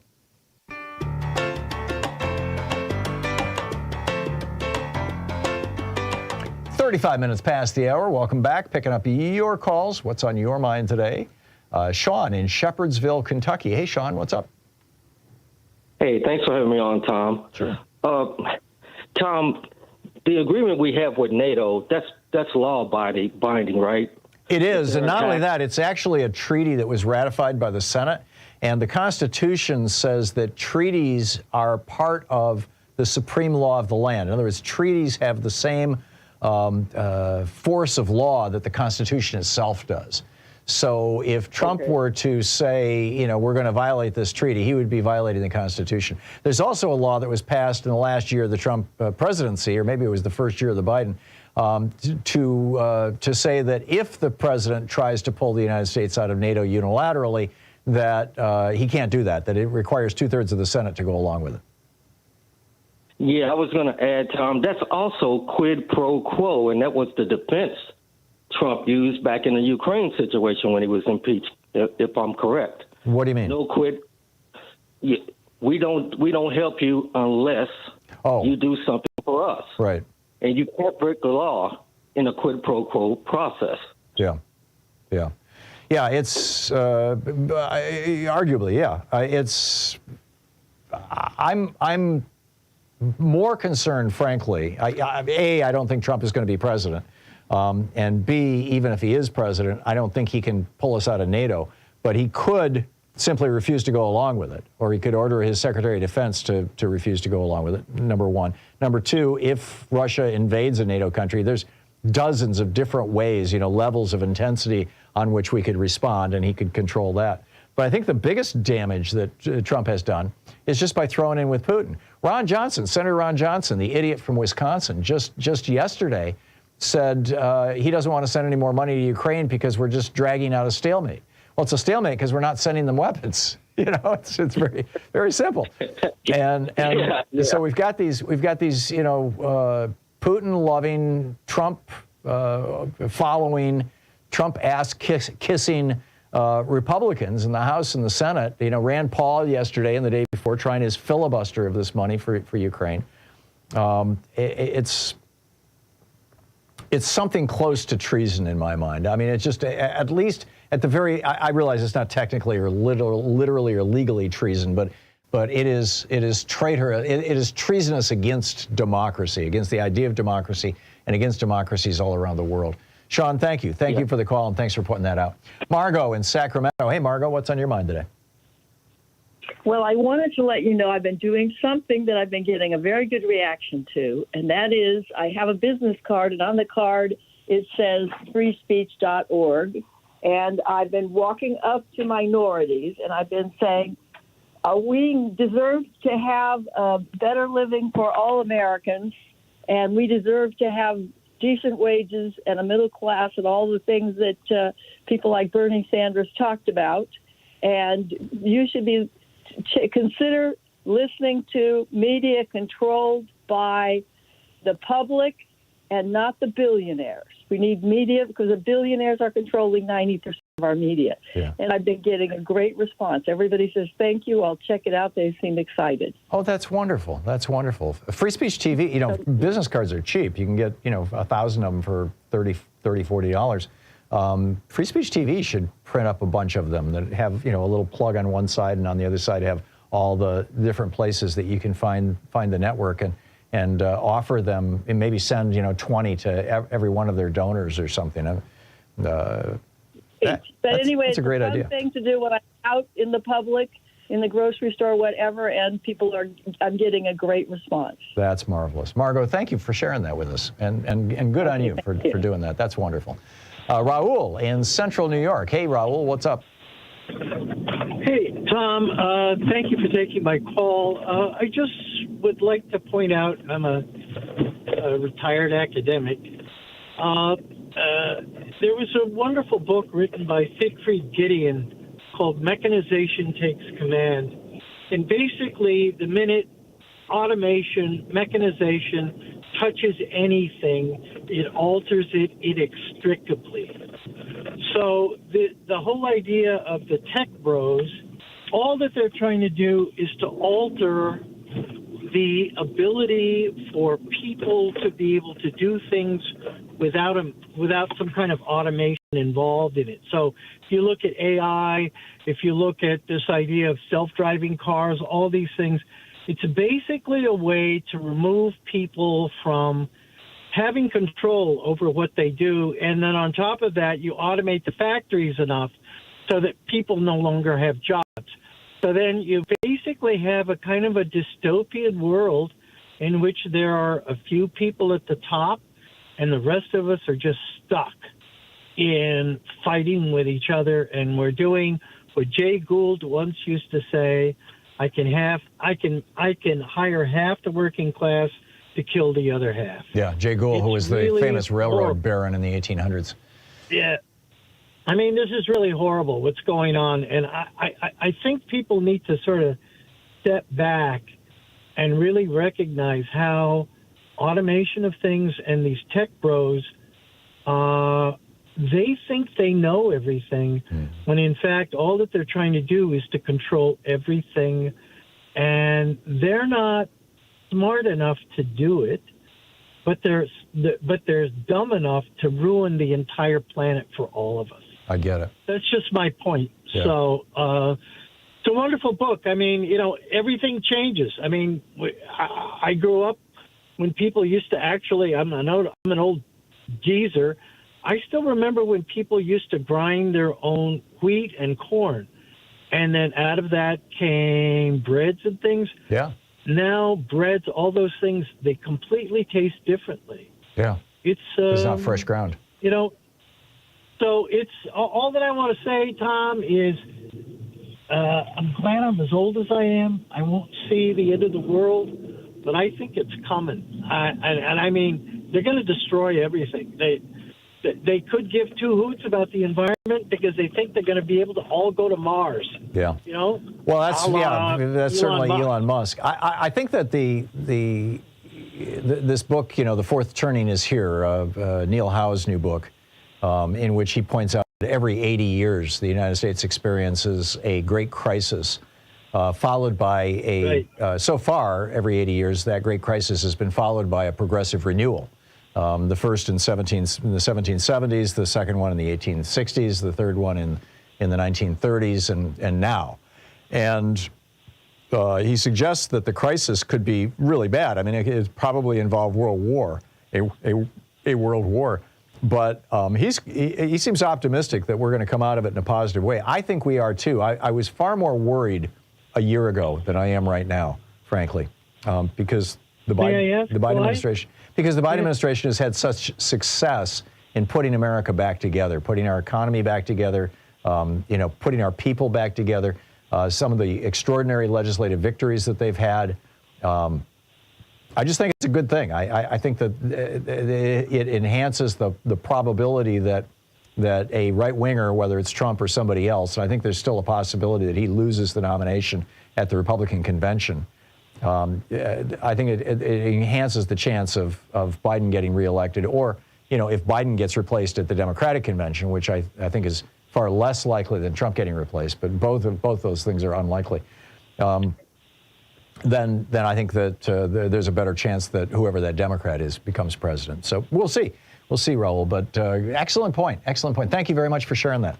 Diane in Clarkston, Michigan. Hey, Diane, what's on your mind today? Oh, hi, Tom. Thanks for taking my call. Sure. I wanted to tell you that I am so angry about Trump, and I try to convince people to not vote for him. And I do it I think I come off as hostile. So I had the privilege of listening to a Holocaust survivor, a 92-year-old woman that spoke at the Holocaust Museum in West Bloomfield, Michigan this Sunday. 92-year-old Irene Miller still travels the country and speaks. Wow. She had time for one question at the end, and it was mine. And I said to her, she was not giving a political talk, but she, at the end, likened what was happening now to what happened when she was a small child. And we all know those things. I said to her, Irene, how would you tell me to convince people to vote democratically to save our country? And she said this. She said, look them in the eye, not hostilely, not aggressively, and say to them, what are your core values?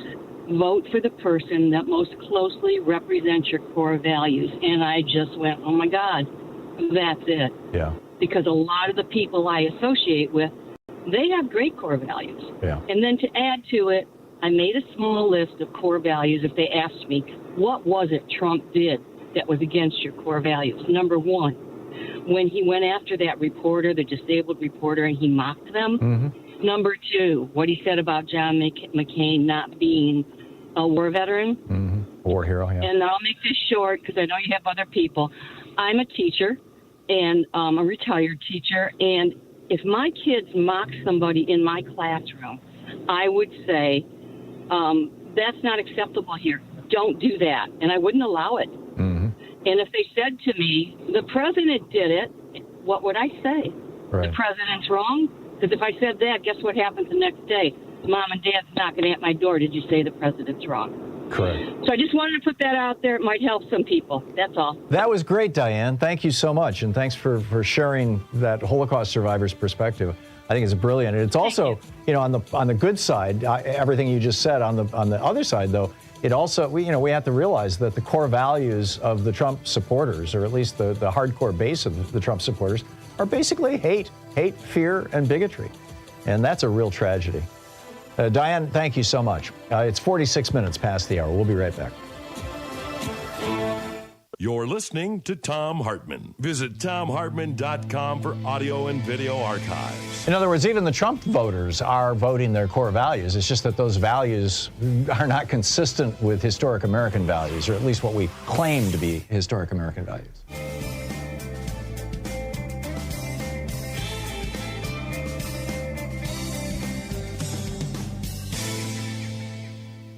And welcome back, Jill in Bylas County, Wisconsin. Am I saying that right, Jill? Yes. Hey, what's up? Hi, Tom. Good morning. You were talking earlier about a couple different bills. One was the 2013 undocumented and border bill. It was a bipartisan bill that then went to the House, and John Boehner wouldn't bring it to the floor. That was 2013. Thank you for that, Jill. Thank you. And the reason he didn't might have been to keep it as an issue, but also they didn't want to give Obama a win. Yep. And the other bill wasn't really mentioned as a bill, but the lady who was talking about the Medicaid clawbacks. During the Bush administration, around 2004 or so, they passed a bill that was dubbed the Middle Class Impoverishment Act. And that had to do with, I believe, I don't remember the details, but it did cause my mother and I to set up trusts. Something about, it used to be 2 years before Medicaid would kick in, and they changed it to 5 years. But I believe the Medicaid clawbacks vary from state to state. And one way around it was to set up a trust, because after you had paid for your own care for a certain number of years, even if you had assets left over, Medicaid would kick in. How does that work? If you put all of your money into a trust, how do you get the money back out so you can spend it? Well, there's different kinds of trusts. There's revocable trusts and irrevocable trusts. I'm not a lawyer. I don't know that much about it. I just know we set it up so that some of my mother's money would be protected and other would be spent on her care if she needed it. By the way, when she was in her mid-80s, we asked a relative who was a lawyer to set up a trust, and he said, oh, it's too late. So in 2013, we went ahead and did it anyway, and by that time, she was in her late 80s. And this month, she's turning 99. Wow. And she's sharp as a tack. Oh, that's wonderful, Jill. And you presumably inherited some good genes there, too. Well, I don't know. I think everybody born after World War II and exposed to all the pesticides and stuff probably won't live as long as the generations before us, my opinion. Yeah, when I was a kid in the 1950s, we did not have all the poison in the environment. We didn't have all the microplastics. We didn't have any of it, actually. I mean, everything was in glass. Well, we had DDT. Yeah, we did have DDT, you're right. They'd come down our street spraying DDT, and my grandfather would say, get in the house, get in the house. I remember that. But we'd run right back out afterwards, of course. I remember that, too. I remember it very well. I'm your age, so I remember well. Yeah, and I also remember after the above-ground nuclear tests that there was some concern in the 1950s. So it's incredible what we've lived through, isn't it, Jill? I don't know. The gentleman earlier said he was glad he was old, and I've been saying that for years. Yeah. Well, let's not discount human ingenuity. I see these notes on message boards, and there's some people, who comment like this on mine as well, on Hartmann Report. Oh, I'm old, I'm going to die. Thank God I'm not going to see, all the terrible things. I think that people, even though that we're screwing things up, and you got fascism on the Republican side, and you got the climate going to hell, I really think that humans are highly adaptable, and that we will make it through. I'm not certain how, but I'm very hopeful that we will. Jill, I got to run, but thank you for the call and the opportunity to reminisce. 9 minutes before the hour, I'll be right back with you.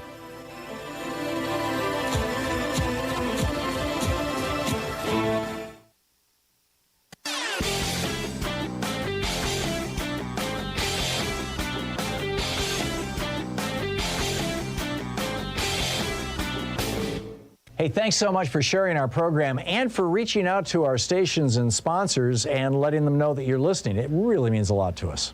9 minutes before the hour, welcome back. It's the Thom Hartmann Program, the place where despair is not an option. Tabitha in Phoenix, Arizona. Hey, Tabitha, what's on your mind today?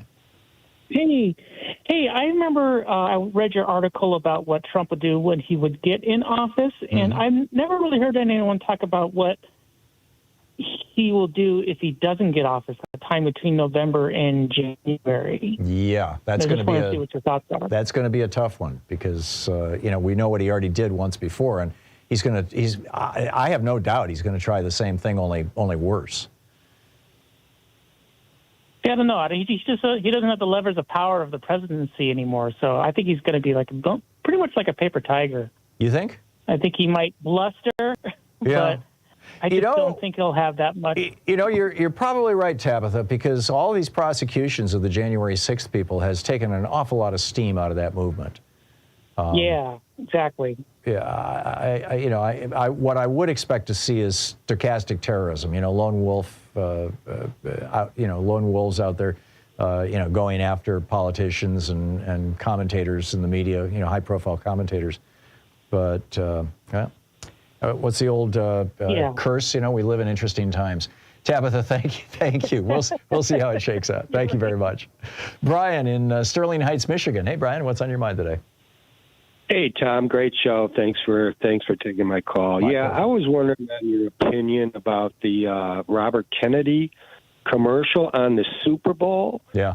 And do you think he actually has a chance, or do you think that he's going to steal votes from either Biden or Trump and help either or? I don't think there's any even remote possibility that Robert Kennedy becomes president. I think that, it's just basically we have this two-party system, and if you're not either a Democrat or a Republican, it just doesn't happen.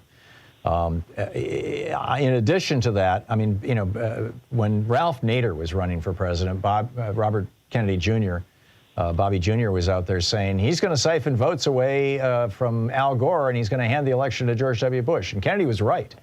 And that's what he's preparing to do right now. And he's talking to the Libertarians, which could get him on the ticket in all 50 states. And I just think it's really sad. I think it's a betrayal of his family's historic commitment to democracy, that he would take an action that could lead to a Trump presidency. And, it's really sad to see a guy that, he used to be on this program a lot. He was a great environmental lawyer. And he's become such a disappointment. It's a real. I'm sure it's a tragedy for the Kennedy family, but I think it's a tragedy for the country as well. Yeah, I was hoping he'd be pulling votes from Trump, being that they think the one Kennedy who died in the plane crash is still alive. And the polling doesn't show that, though. The polling shows that most of the votes he would get would be from people, basically low information voters who are inclined to vote Democratic, who see the Kennedy name and go, oh! And that's the unfortunate part. Brian, I got to move along. Thank you for the call. Tyrone in Chicago. Hey, Tyrone, what's up? Oh, yes. How you doing? How you doing, Tom? Good. What's on your mind? One day I want to say, if the Madison family listen, because I missed Joe Madison, if they listen, they got my deepest condolence. But thank you. Tom, what I want to say, like the gentleman talked about the Robert Kennedy commercial. Did you see 83 commercial? The what? Donald Trump. The 83 on the Super Bowl. I didn't see an ad for Donald Trump on the Super Bowl, but I didn't watch the whole Super Bowl. We missed the first little bit of it, the first maybe 20 minutes of it. I had to attend a wake for my best friend who died. No, I missed it. Tell me about it. But he was. I didn't pay too much attention to it myself because anytime I see him on TV, I don't want to see him. But he was talking about how to make America great again, some junk like that. What he always talked about. Interesting. No, I missed it. But yes, it was a good game. And one more thing I want to say. You hearing it from me this day? Joe Biden going to get over. This time he got 81 million votes. You hear from me today, and I want you to write it down. He's going to get anywhere between 91 million votes, and he's going to get about 400 electoral votes because he's doing such a great job. And I hear people say he got low ratings. I don't believe those ratings. I don't believe those polls either. Yeah, from your lips to God's ears, Tyrone. I'm concerned by this just media furor that's going on around Biden's age that, is another ginned up, largely by the New York Times, sadly, another ginned up media hysteria, much like, Hillary's emails, where they're taking Republican talking points and running with them, with all kinds of huffing and puffing and and kind of phony concern. They're concern trolls, basically. Oh my God. Tyrone, thank you. Thank you for the call. From your lips to God's ears. I hope you're absolutely right. I'm not certain that you are, but I sure hope you are. Thank you. It is, it's the top of the hour. On the other side of the break, is Trump now starting to echo Hitler's final solution? And a crazy alert, Republican lawmaker wants to outlaw cannibalism. Well, actually wants to expand the laws against cannibalism. It's weird. I'll tell you about it on the other side of the break. You're listening to Thom Hartmann. In addition to bringing you the Thom Hartmann Program here on Free Speech TV and video media, a whole set of ways you can interact with us and tools you can use to spread the word about the importance of democracy and the threats to it in our republic. First, there's your daily homework. Sue Nethercutt puts together a daily email newsletter that has a link to every story I discuss on the air, so you can find my sources and you can share them with your friends. It's free and you can sign up at thomhartmann.com. Second, I publish my daily take every day over at the hartmannreport.com website. That's also free if you want the daily 5 days a week rant in your inbox. No ads either. Third, we have the podcasts. There's the free 1-hour version of our daily show that's advertising supported. You can find that wherever you get your podcasts normally. And then there's also the podcast of the entire 3-hour show with no advertisements, and that's available by subscription over at thomhartmann.com. So check them all out at thomhartmann.com and hartmannreport.com.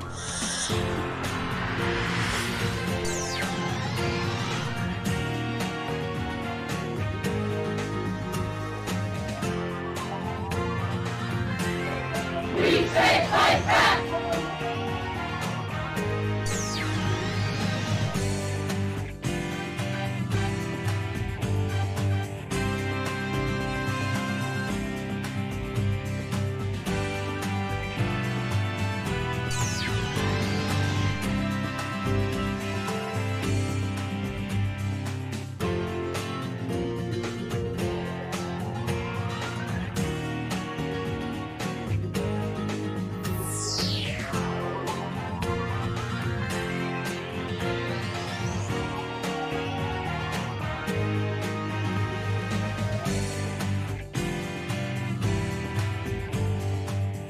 It was first published in 1993. This is from Chapter 1, titled Detoxing.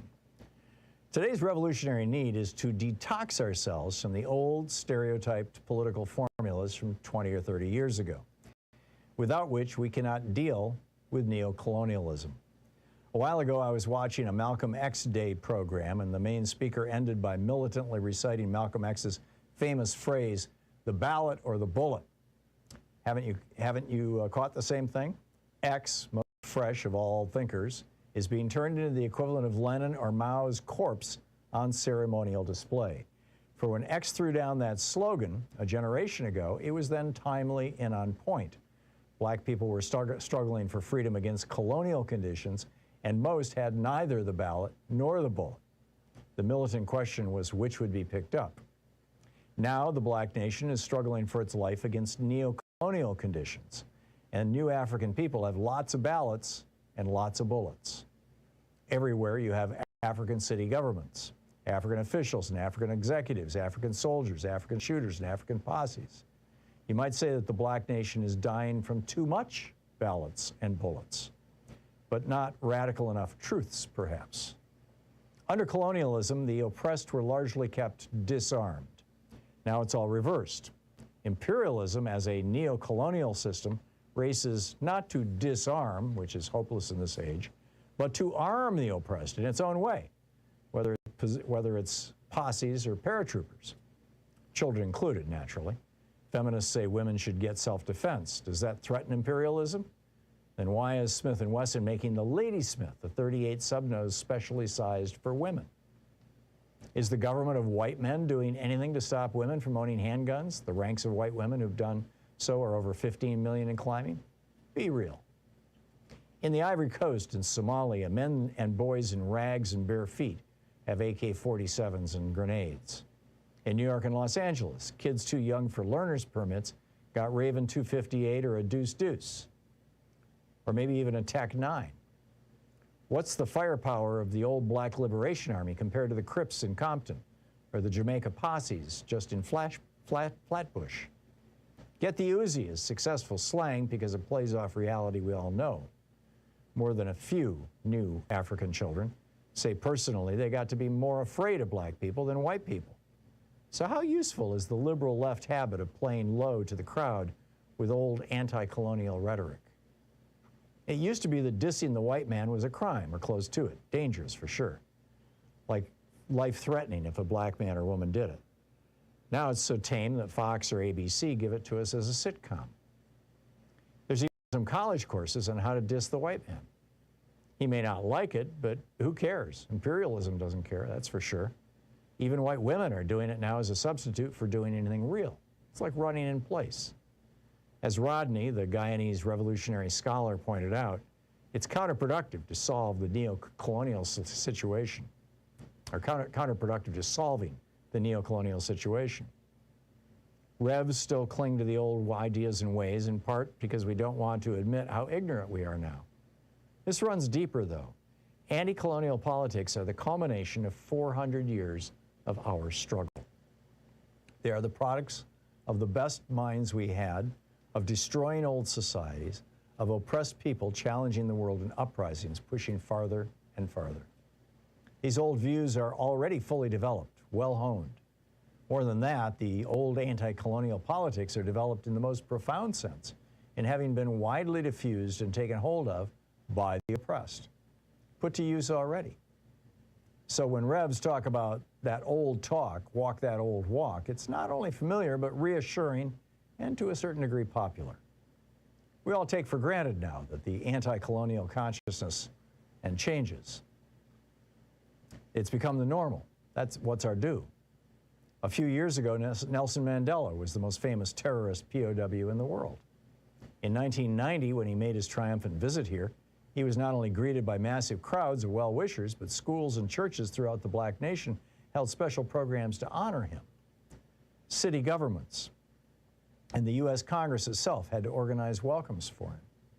Like it or not, white men had to smile and applaud him. And last year, by any means necessary T-shirts with Malcolm's picture on them were more common in many streets than Budweiser T-shirts. And you can't take it to mean anything extreme or radical. The old anti-colonial awareness has already been generalized widely, absorbed by people and society itself into daily life. So let's break that down. When a tiny Klan faction based in North Carolina to the U.S. Capitol from a rally on Labor Day weekend 1990, it took over 2,000 cops in riot gear to hold the angry crowds back. The D.C. New African community was outraged that any Klan dared to march in their city, which is 70% black, on their territory. Ephi Berry, the then wife of the then mayor, Marion Berry, came out and brought her 10-year-old son. "I'm overwhelmed," she said. The book is Night Vision, Illuminating War and Class of the Neocolonial Terrain by Butch Lee and Red Rover, first published in 1993.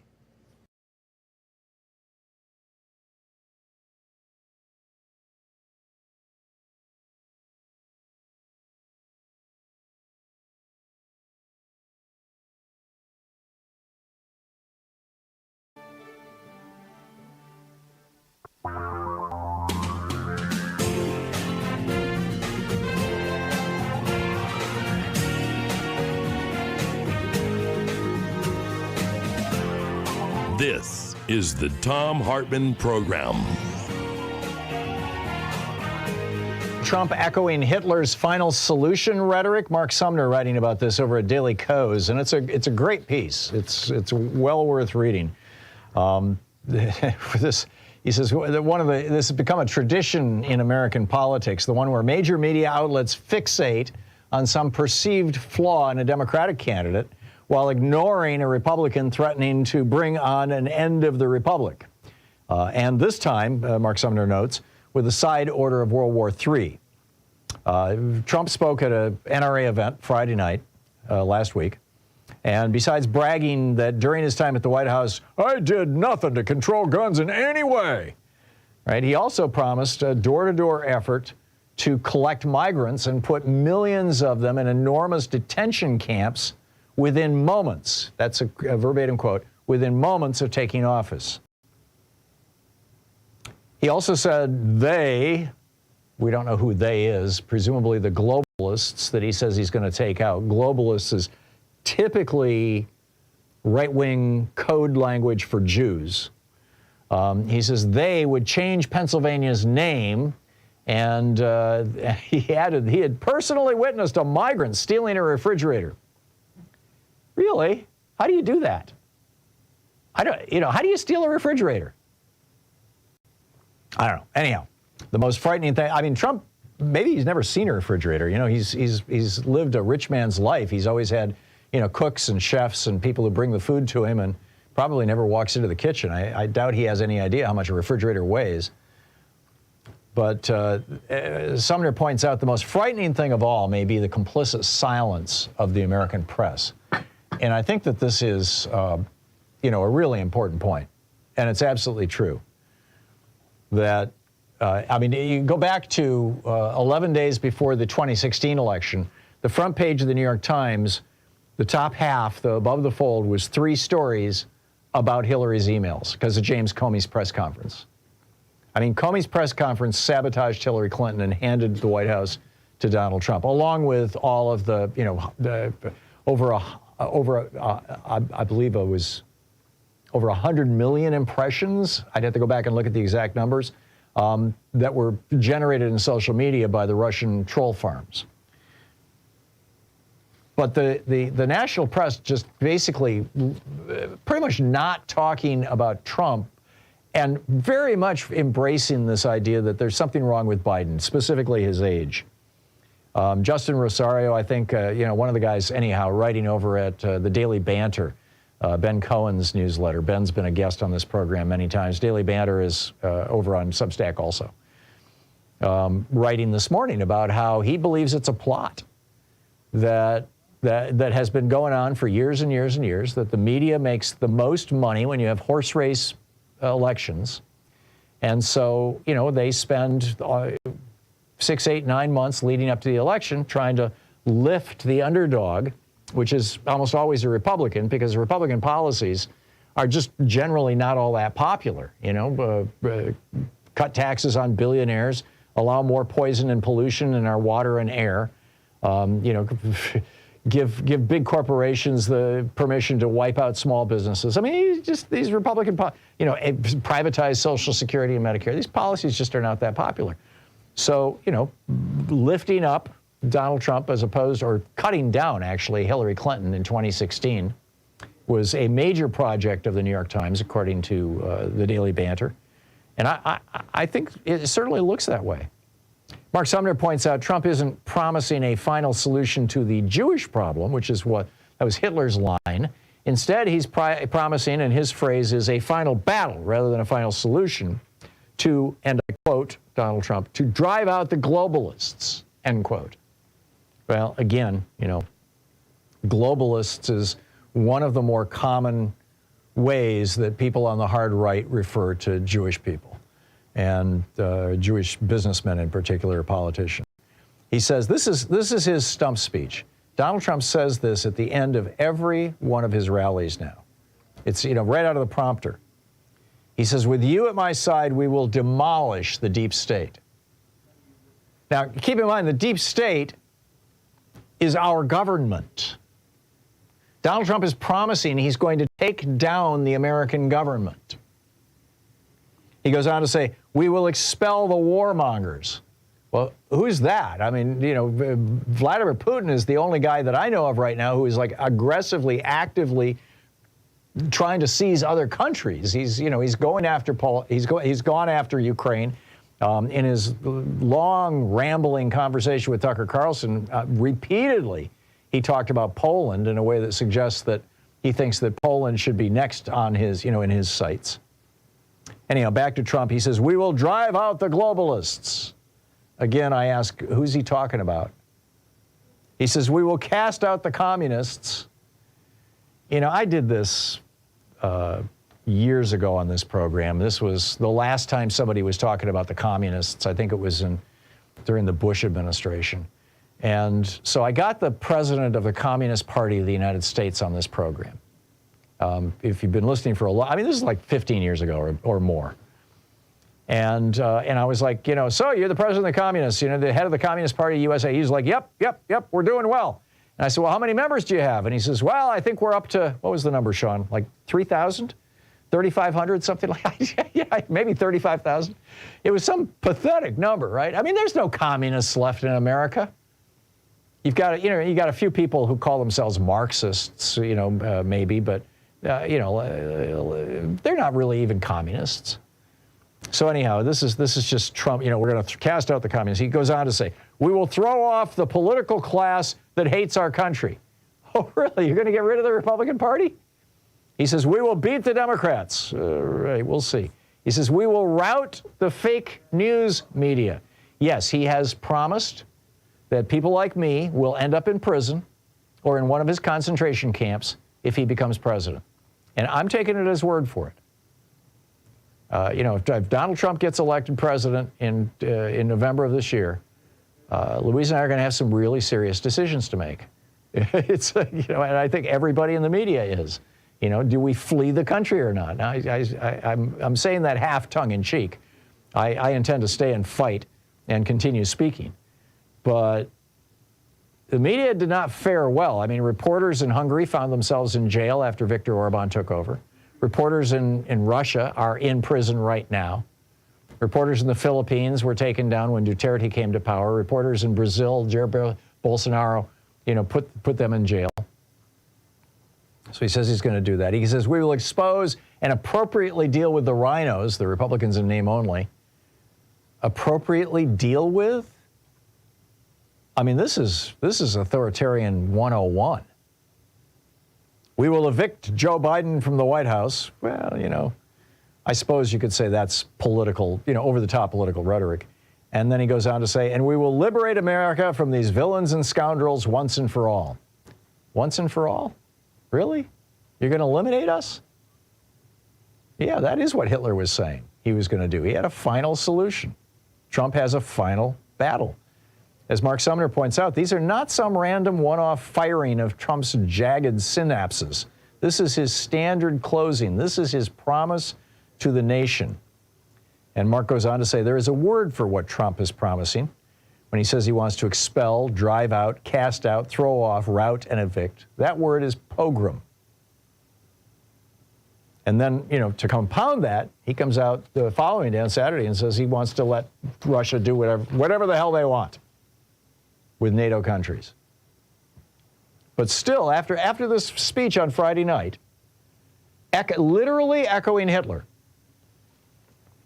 as Mark Sumner points out, still the front page of the New York Times on Saturday morning had 3 stories about President Joe Biden's age and nothing about Trump's repeated threats or his claim that they were out to get Pennsylvania.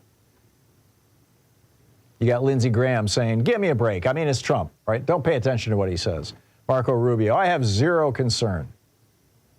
Retired General Keith Kellogg, I don't think it's encouragement at all. We all know what he means. Right, that dismissive attitude of the press about Republicans calling for basically the end of the republic or the end of the idea of America as a multicultural, multiracial, functioning democracy. Now, I get the argument. We're not a democracy anymore. We're actually an oligarchy. And in fact, I make that argument regularly. Jimmy Carter made that argument on this program about 7 years ago. But that said, we still have the features of a democracy, and I think we can restore our democracy. We'll be right back. It's 16 minutes past the hour. This is the Thom Hartmann Program. I got a crazy alert for you about cannibalism. It's just so weird, and I'll pick up your calls. Stay with us.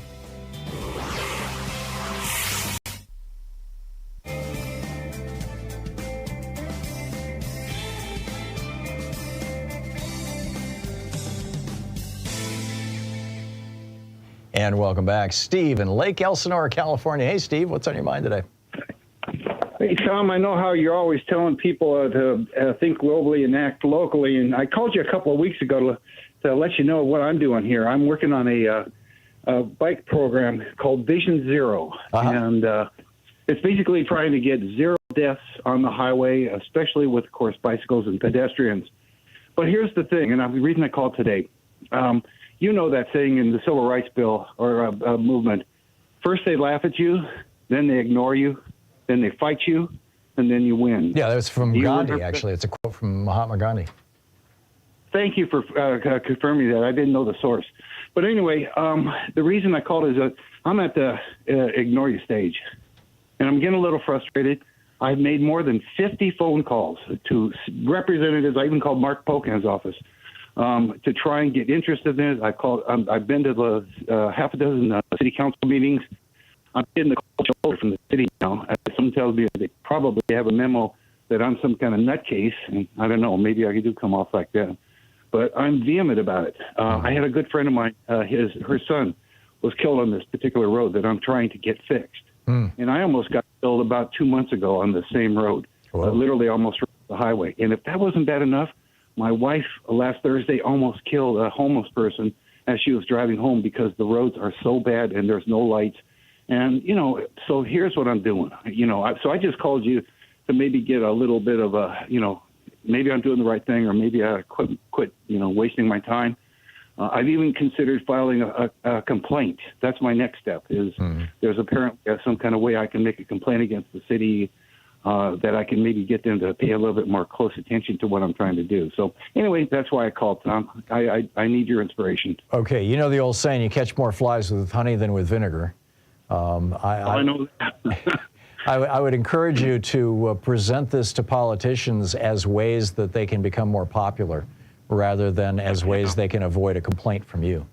Believe me, I have. But, you know, I came with the carrot and the olive branch, but I've been given, you know, like I said, the cold shoulder, the shun, you know. Well, you've got a big education challenge, and that's going to be your big lift, Steve. You know, if you're not getting the enthusiastic and positive response that you were hoping for or expecting, it's probably because you haven't completely or effectively communicated your vision to them.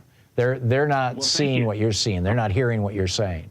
And well, as a matter of fact, the last meeting when I encouraged them to watch. There are 100 videos on YouTube. Right, but they're not going to do that. Nobody's going to do that.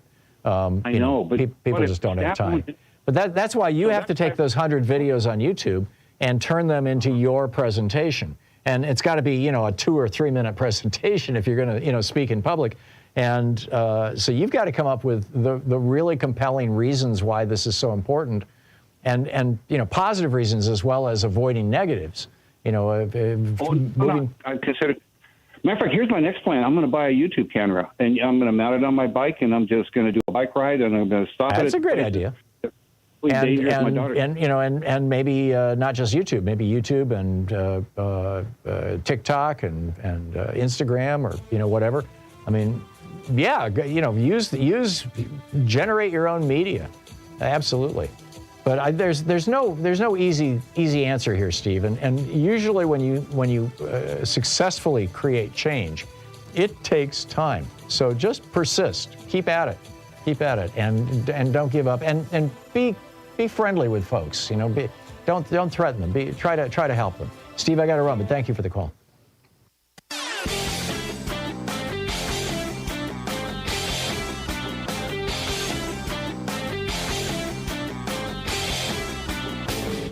Change starts with you. You can be calling your Democratic or Republican representatives to let them know what you think by calling 202-224-3121. It's the Capital Switchboard. It'll get you right through to them. From Los Angeles to Columbia, South Carolina, from Birmingham, Alabama to Baltimore, universal basic income programs are chalking up proof after proof of their viability. Basically just giving people, low-income people, poor people, somewhere between $500 and $1,500 a month, no strings attached, is lifting people out of poverty, getting them back on track, getting them into solid middle-class jobs, helping their children tremendously. This works. Now, we don't have to do UBI in the United States. We're the only developed country in the world that doesn't have a national health care program. Health expenses are whacking a lot of low-income people. We're the only developed country in the world that doesn't have free college education. Education expenses are whacking people. There's a lot we could do. We can subsidize housing. We can subsidize food. We do that with food stamps. We could expand it. There's a lot we could do to benefit from this. There's a whole report about that over at hartmanreport.com. Check it out.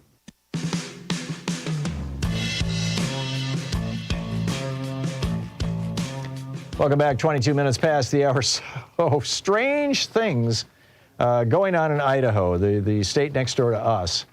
This Idaho state representative, her name is Heather Scott, introduced a bill last Thursday to expand the definition of cannibalism.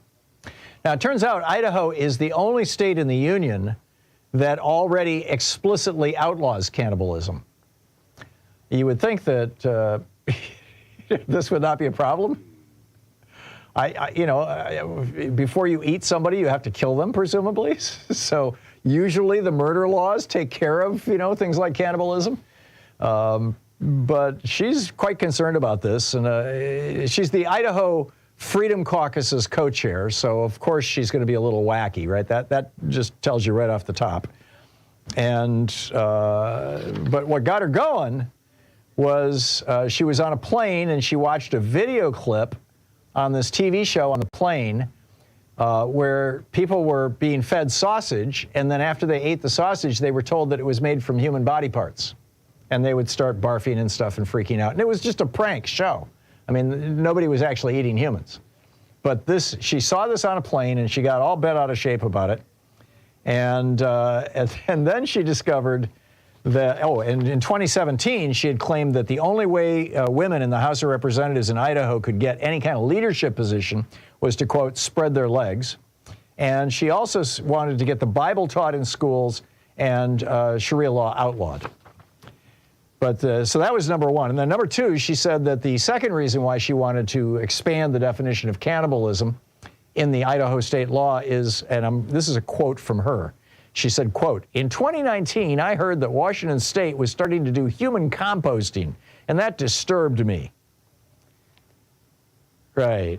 Well, not just Washington State, Colorado, Oregon, Vermont, and California have all legalized human composting, which is basically, you get buried without a coffin, and, or you get turned into compost. And apparently she thinks that if you take human compost and use it to fertilize your garden, that you're a cannibal or something. Don't eat that tomato. That looks like blood.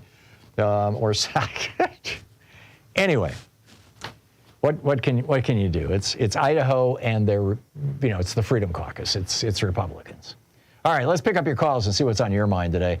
David in North Miami Beach, Florida. Hey, David, what's up? I get to follow that. Great. Yeah, exactly. Good luck, David. Good, bad, the ugly. Right. So it's good that Congress may have an end run around Mike Johnson to protect aid to Ukraine. You're talking about the possibility of a discharge petition. Exactly. Yeah. But it's bad that for every sane person like Biden or Pelosi at 80 plus, there's how many that are dysfunctional that we have to fight against, including a certain number of U.S. senators. The ugly being that if Hillary had been president in 2017, Hillary Care included mental parity, so we might have had fewer dysfunctionals in places of power. But my modest proposal is we take all the billionaires and we declare them incompetent like the Osage Natives were in the movie Killers of the Flower Moon. Because clearly if you're a billionaire, that has to make you dysfunctional. Doesn't, given the billionaires that seem to be destroying San Francisco and other centers of power? Interesting. Doesn't their isolation make them incompetent? I've used the shorthand Lord Grantham. I got it. I kind of doubt it, but my personal preference is simply to go back to what we know works. In 1980, the year before Reagan took office in 81. In 1980, the average CEO salary was 30 times that of the workers, and CEOs lived in the same neighborhoods as their employees, and we didn't have a problem with There was only 6 billionaires in America, and they were barely billionaires.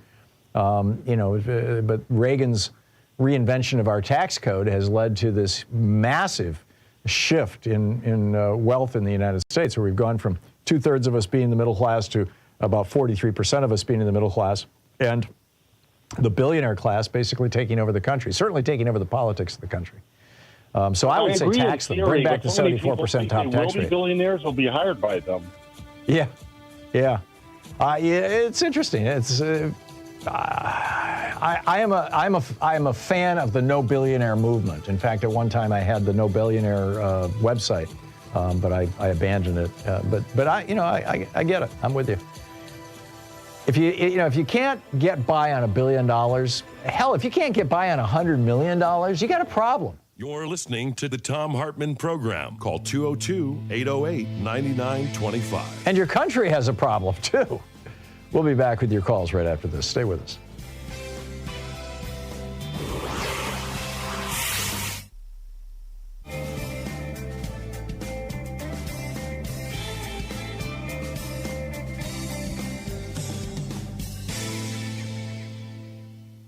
Our book today in the Thom Hartmann Book Club is The Hidden History of American Healthcare: Why Sickness Bankrupts You and Makes Others Insanely Rich by me.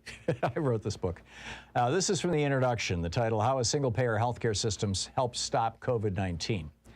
Healthcare systems can be national security systems. Just ask anyone from Taiwan. From January 20th, 2020, the United States, or on January 20, 2020, the United States recorded its first known case of COVID-19 infection. The following day, Taiwan got their first one, too. By the end of April, over 1 million Americans were infected with the virus. But Taiwan had recorded only 388 infections, and their last case of local transmission was on April 12th. A few had arrived on aircraft from other countries. All were contained by quarantine. As of this writing, in September 2020, there hadn't been a single new case or a single death in Taiwan since April. The economy never shut down, and as of this writing, was projected to have grown nearly 2% in 2020. Business, restaurants, theaters, and sports events were all open. Life was back to normal, albeit a mask-wearing normal. And it was made possible by their national single-payer healthcare system and their citizens' willingness to do their bit for the collective good. Back in the 1980s, Taiwan was on the edge of moving toward a democracy after a military coup in the 1960s. And about 40% of Taiwanese families did not have health insurance. If somebody in a family got sick, the cost of care often wiped out that family, and demands for reform were loud across the nation. Yue Reinhardt was a German-born healthcare economist married to a Taiwanese woman, and he attended a conference on healthcare in Taipei in 1989. His presentation impressed representatives of the government in attendance, and while he was still in town for the conference, they asked him for his best suggestion for a national healthcare system. He and his wife went back to their hotel and discussed the issue in depth, finally deciding that a single-payer national system would be the most cost-effective, efficient, and comprehensive program possible. He shared his thoughts with the government representatives, and the next day he left Taiwan to go back to Princeton, where he was an economic professor. 6 months later, though, a representative of Taiwan's government called him to say that they were going to take up his suggestion and asked him to help craft their healthcare program. He enthusiastically agreed, and by 1995, Taiwan had instituted one of the world's best single-payer healthcare systems. Today, everybody in Taiwan is fully covered for doctor and hospital services. Everybody has a driver's license-like healthcare card, which accesses their entire medical history. They can book a doctor's appointment on any computer terminal in the country, and the entire cost of the system is a bit more than 6% of Taiwan's GDP. For comparison, in the United States, healthcare consumes of our GDP, because there is no insurance company intermediaries sucking profits off the system in Taiwan. When COVID-19 hit, Taiwan chose not to use the blunt force technique of shutting down their economy and locking people in. Instead, they took on the coronavirus with an aggressive nationwide test and contact trace program tied into the National Health Service database. Every infected person was identified and put into a comfortable quarantine, and every person he or she had come into contact with, even very marginal contacts, were also tested and their contacts traced. By April, just a bit more than 2 months after the first case surfaced, the country had the coronavirus isolated and completely under control. By quarantining inbound visitors to the nation island of 23 million, they were able, as of this writing, to keep it that way. Maintaining public health is one of the most important functions of any nation's healthcare system. Because America's is so fragmented, It's inconceivable that our nation could respond to an epidemic, a pandemic, or another public health disaster with the speed and elegance of Taiwan or any of the world's other nations with single-payer Medicare for all types of systems.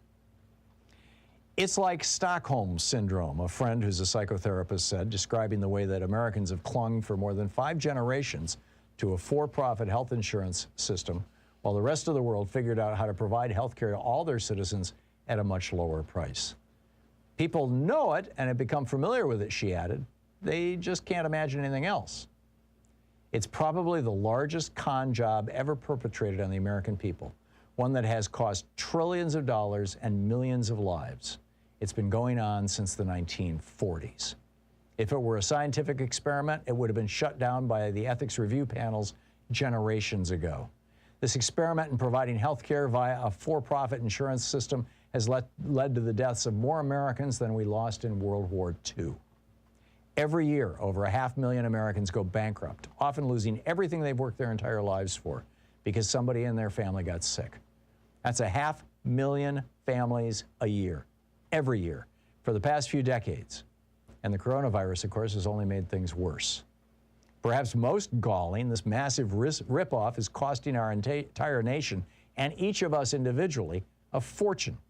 Insurance premiums right now make up 22% of all taxable payroll, well above what the cost of Medicare for all would be at around 14% when first put into place, dropping down to around 10% within a few years as previously uninsured people get their health needs up to date.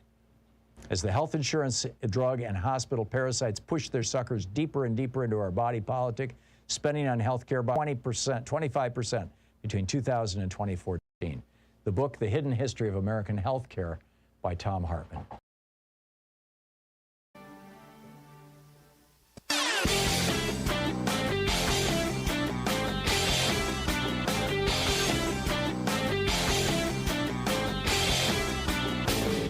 From international trade policy to immigration policy to housing, we've got all kinds of topics. The wars between Republicans and Democrats, the Republican efforts to induce fascism in the United States. A great selection of opinions will be found over at HartmannReport.com. Back in 2010, when Viktor Orban took over the Fidesz party in Hungary, that party was sort of like the Republican Party. It was just a conventional conservative European political party. And he has turned it into a neo-fascist powerhouse. He pushed through he altered the nation's constitution to push through what we would call gerrymandering and voter suppression so that his party will always win. He campaigned on building a wall. Build a wall was literally one of his campaign slogans, and he did build a wall across the southern border of Hungary to keep out Syrian refugees who were fleeing the violence when Russia was bombing that country. His other 2 campaign slogans were, and I quote, "Restore Christian purity and make Hungary great again." Seriously, back in 2010, 6 years before Trump, there's an amazing backstory about how Viktor Orban is being cloned, essentially, in the GOP. You can find the article over at HartmannReport.com. Check it out. Welcome back. 35 minutes past the hour. Picking up your calls here. Lisa in Nashville, Tennessee. Hey, Lisa, what's up? Hey, I was listening to you talking about RFK Jr. and, you know, we're all having fun watching like Carrie Lake and Elise Stefanik jockeying for the vice president slot. But I think Trump is going to ask RFK Jr. to be vice president. I think... What do you think? I think he would love to be part of that legacy. You know, he buys all of his legitimacy, Trump does. He would love to buy into the Camelot myth and love to buy into the Kennedy family legacy. So that's what I'm thinking. So sorry, what do you think? I think your analysis has a lot going for it, Lisa. I have one argument against it, but just to go along with your argument, there is a story out there, and I don't know where it came from. Excuse me, I don't know if it came out of the Kennedy campaign or what, that the Trump campaign has reached out to Bobby Kennedy about being vice president, and he turned it down. I can't verify that. It's just, you know, I've seen it a couple of times in the press. The reason why I think Trump won't select Bobby as his running mate is because Trump can't deal with people who are not, you know, he's an alpha, he has to have a beta. He's got to have somebody who's submissive. Mike Pence was submissive. Elise Stefanik is submissive to Trump. Bobby Kennedy is also alpha. He's a guy who stands on his own 2 feet, or whatever. I lack a metaphor here. But he's somebody who's not going to just do something because Donald Trump tells him to. And so I think as much as Trump would love... Go ahead.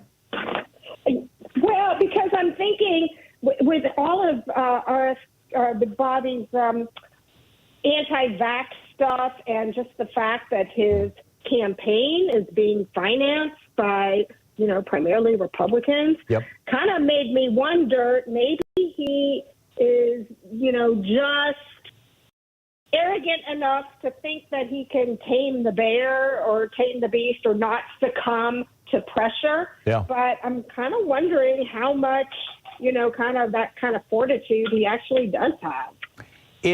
Well, we'll just have to wait and see. But like I said, I'm skeptical that Trump would go in that direction. Also, you know, Bobby's been a Democrat his whole life. Well, of course, Trump was a Democrat his whole life. So I don't know, but I think that, you know, those are the two arguments. On the one hand, yes, I'm sure Trump would love to have a piece of Camelot. On the other hand, I just think that he's very suspicious of anybody that, you know, might stand up to him. He had way too much of that when he was president for 4 years with people like Mattis and Milley, and I don't think he wants it again. But we'll see. Lisa, thank you. Thank you for the call. Vicki in Gilmanton, Wisconsin. Hey, Vicki, what's on your mind today?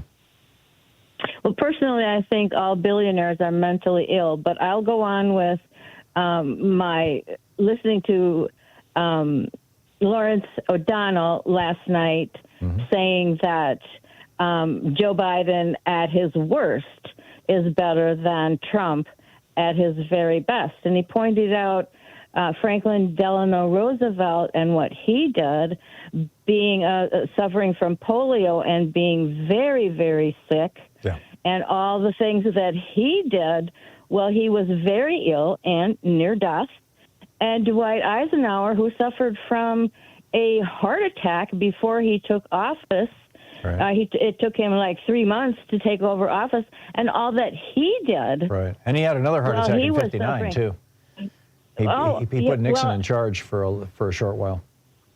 Oh, yay. But Lawrence O'Donnell said he also pointed out the Eastern newspapers who are making money off old Joe Biden. Yeah. How is that? Interesting. What do you mean? You mean all the headlines? Yeah, oh my God headlines. He showed a graph where anything that anyone said about Joe Biden slipping up or forgetting something or whatever filled their front pages. Yeah. And then anything that anybody said about Trump was way down in the numbers of front pages. Yeah, Vicki, did you catch Jon Stewart's debut with the Daily Show last night? I did. I thought his point that it's up to Biden now to put himself out there. I mean, one of the reasons I totally agree. One of the reasons that so many people believe all of Trump's lies is that he literally went on television every day to tell those lies. And repetition matters. Exactly. Repetition really matters. Well, and it helps if you've got the truth. Obama needs to get out there, Clinton needs to get out there and really stomp after August and really saturate the Well, the Biden came out and gave a speech TV. today based on, the Senate passing that legislation. If he's, he needs to be pulling a press conference like that every single day from now until November 5th. I agree. As well as others who can see through what the newspapers and media are doing. Yeah, I agree with that too. But principally, we need to start seeing Joe Biden so frequently that we get used to his dealing with his stutter. We get used to his occasionally, mixing people up. I mean, this isn't unique to 80-year-olds. 30-year-olds do that, right? And that it just all becomes normal. Just like, Trump's rhetoric has become normalized because we see it so often. And we need to, and Biden's, frankly, his incompetence when it comes to public speaking, which has been the curse of his political career. He's because he's a stutterer. That needs to be normalized, and the way you normalize things is by repetition, by repeated exposure. So, Absolutely. Yeah. Vicki, thank you. Spot on. Paula in Redding, California. Hey, Paula, what's up? Hi, Tom. I'd like to share this with the public. My mother-in-law had the rare opportunity of spending time watching Hitler's speeches and also Donald Trump's. And she happened to be the cute kindergartner picked out to deliver flowers, and they had to sit near the head of the parade. To deliver flowers to Hitler? Yes. Whoa. And then she ended up in forced labor camp, ages 7 through 15. Wow. It's a long and complicated story, yes. But I walked into her house during Trump's first campaign, and she had the sound off, and she was crying, and she said, he's identical to Hitler. His mannerisms, his speaking style, everything is happening again. I can't stand it. Yeah. And then she had her son look at, some old newsreels and everything and showed me. If anybody has any doubt about his slavish devotion to Hitler, they should do the same, because apparently he studied Hitler's speaking style. He studied his mannerisms, and it was uncanny. That's interesting. Side by side. I know that his wife, his first wife Ivana, said that he kept a collection of Hitler's speeches on his bedstand next to his bed. Yeah, I've heard from somebody who should know that it's the only book that Trump has actually read. Yeah. Wow. All right, so it's a joke. Yeah, well, it might not be a joke though. I mean, that's the bizarre thing. I mean, I think Tony, what's his name? Tony Schwartz wrote who was his ghostwriter for Art of the Deal. I may be misremembering this, but I have a recollection of Tony Schwartz on a TV show being interviewed saying that, to the best of his knowledge, Trump didn't even read Art of the Deal after Schwartz wrote it, that he just kind of rubber-stamped it, that Trump just doesn't read anything. But there are interesting parallels in that many people think that Hitler had brainstem tuberculosis that fueled his madness. And from observing Trump as somebody who's a special ed teacher, 30-plus years, et cetera, even very early on, he appeared to have some, let's call them neurological differences. What does that mean? Anyway, I won't go into details of what I think is wrong with him, but I guess it takes a madman to try to destroy the world. Yeah, I think you're right. I think you're right, Paula, and I agree with your diagnosis that Trump is a madman. Paula, thank you for the call. And I think, it's kind of a grim story about your mother-in-law, but thank you for sharing that. That's very thoughtful. It's 45 minutes past the hour. We'll be back with more of your calls in just a moment. It's the Thom Hartmann Program, talk media for the sane among us. Yes, there are some of us still here and still sane, I think. We'll be right back. You're listening to Thom Hartmann. Visit thomhartmann.com for audio and video archive. Right back with your calls in just a moment. It's the True People's Media.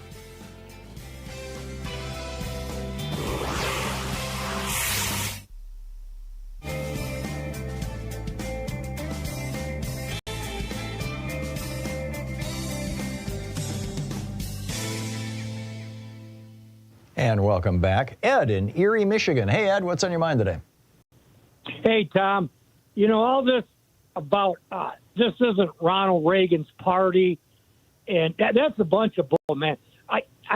They say Ronald Reagan be spinning in his grave. No, if Ronald Reagan said anything, he'd be saying, geez, why didn't I think of that? You think? There are some days when I think that Ronald Reagan was just a useful idiot, and there are other days when I think he was a supervillain.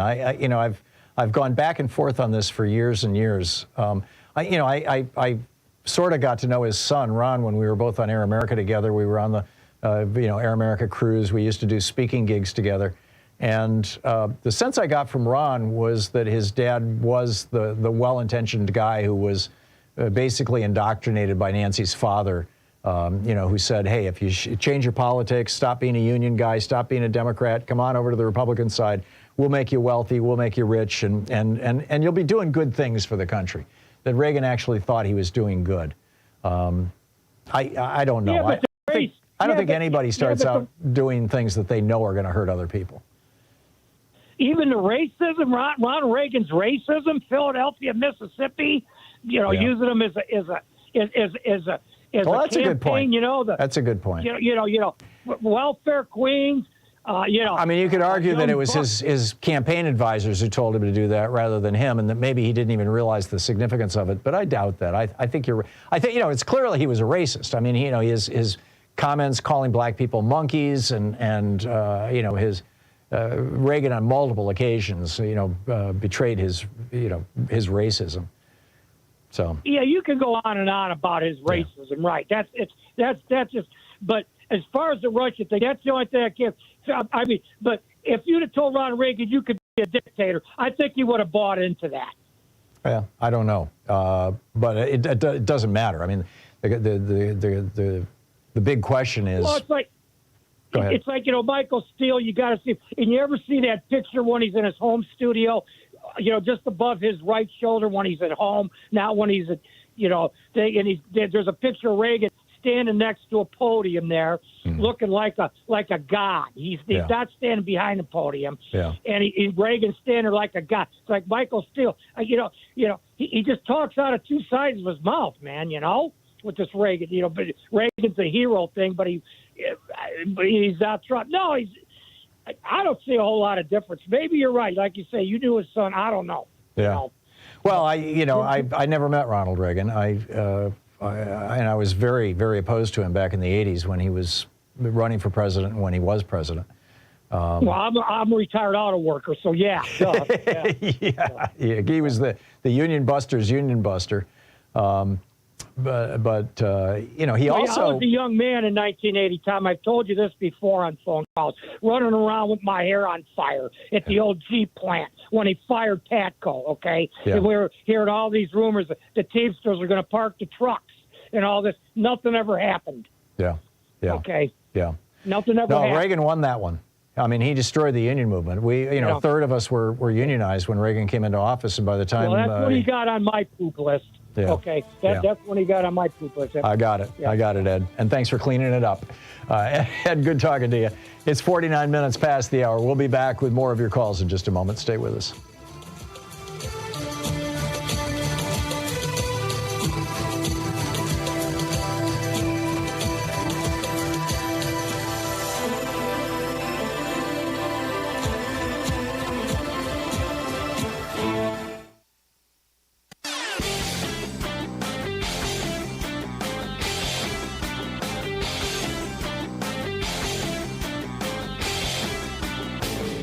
Help support progressive radio. If you're listening to us on a commercial station, call their advertisers and let them know you're listening. If you're listening to us on Pacifica, or one of our many nonprofit stations, please support them when they do their fundraising drives. Thanks for supporting Progressive Talk Radio, and tag you're it. Welcome back. Picking up your calls here. Erica in Seattle. Hey, Erica, what's on your mind today? Hey, I'm just calling about the man that was talking about how he was having trouble getting through to City Hall about fixing the road issues. Yeah, bike lanes, yeah. Right. So what I wanted to add to that is that politicians usually don't listen to just one person. So the way to deal with this is to get a lot of press attention and to team up with people and form a coalition, because they'll only answer to large numbers of people. Right, and bring 20 people with you start. the next time you go to a city council meeting. Yeah, exactly. And also writing letters to the editor is helpful as well. Wow. So those are the three things I would recommend, the most effective ways of getting the attention of your politicians, because it really doesn't work when you're just a solo person out there complaining about something. They just won't listen. Good stuff, Erica. That was so common sense, and I'm embarrassed I didn't think about it at the time, but you're absolutely right. And yeah. Thank you so much. Okay. Good talking You're welcome. to you. Thank you. Karen in New Orleans. Hey, Karen, what's on your mind today? Hey, Tom. Happy Mardi Gras. That's right. It's today is Fat Tuesday, right? Yes. Let the good times roll. This is the most beautiful weather. Everybody you see is smiling, laughing, dancing, singing, eating great food, great music. It's just New Orleans is the most happiest place on the planet today. Yeah. Our video director, Nate, went to New Orleans about 2 months ago or thereabouts, something like that, a couple of months ago. Had just a wonderful time. He and some friends. It's wonderful, but you know the weather you got to deal with. But what I called about was I saw an interview with a Republican representative from Tennessee. I can never remember his name, and I don't even remember which show I saw it on. But they asked him. I expected a typical Republican avoidance, but the question was, well, who the hell won this loss of the immigration bill, the Republicans or the Democrats? And the guy said something that was just quick. The Chamber of Commerce won. They love undocumented, fearful, cheap labor. Yeah, you're right. And that, I said, wow, somebody finally told the truth. Yep. Anyway, if anybody wants to watch Mardi Gras, our local channel is www.ltv.com. Okay, and you can find it on the internet, I assume. Very good. Yeah. Karen, thank you. Okay. Thanks a lot. Good talking to you. Johan in Los Angeles. Hey, Johan, what's on your mind today? You mentioned about the human stuff, the cannibalism a moment ago. Human composting? Yes. Yeah. And the Idaho law? Natural? Isn't that natural? Like just put the body and put in the cover with the dirt? Yeah, that's how humans always did it. We came up with these lead-lined coffins, made of wood and all. It's kind of weird that. I would be happy to be dumped in a hole in the ground and covered up when I'm dead. Dust thou art, to dust returnest. To quote Longfellow. Is she against it? I'm not against it. I'm all in favor of human composting. Is she against it? The woman yes. Yeah. Hang on just a second. Let me get her name. This Republican. Yes, she's totally freaked out about it. Representative Heather Scott, the co-chair of the Freedom Caucus in Idaho. Yeah. I think she's afraid that she knows what human is. Yeah, well, I think she knows what human is. Yeah, there you go. I think she's afraid that some of that compost is going to be used to make the vegetables that she eats. But anyhow, Johan, thanks for the call. Gary in Detroit, Michigan. Hey, Gary, what's up? Hey, Tom, how you doing? Long time since I talked to you. Thank you. Anyway, Tom, my thing is this: why now? It's terrible what's happening with the Palestinian people. They're being butchered and murdered by that psychopath. Why, in the same breath, aren't we talking about Putin, Trump's best friend, and reminding people he's just as bad, if not worse, than any? After October 7th, all the reporters basically fled Ukraine and went to Israel. And I noticed yesterday that what's his name? The main foreign correspondent for NBC News, Richard Engel. Yeah. He's back in Ukraine. He was on TV last night from Ukraine, and that's a good sign. We need to see a bunch of American press going back to Ukraine. I am with you.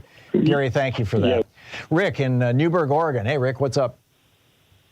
Hey, Tom. I'm first-time caller. I just wanted to refer back to Gil Duran this morning that you had on, and he was quoting George Lakoff's comment that authoritarians and particularly people who like authoritarians enjoy the comparison to Hitler. And so it's probably not a good idea to keep harping on how similar they are, because they see him as a winner. Well, that's a matter of statistics here, Rick. If you've got 20-30% of the population who thinks fondly of Hitler, and you talk about Trump and Hitler, and that small percentage of the population goes, oh yeah, so Trump is my guy, that might be enough to get you to win Republican primaries.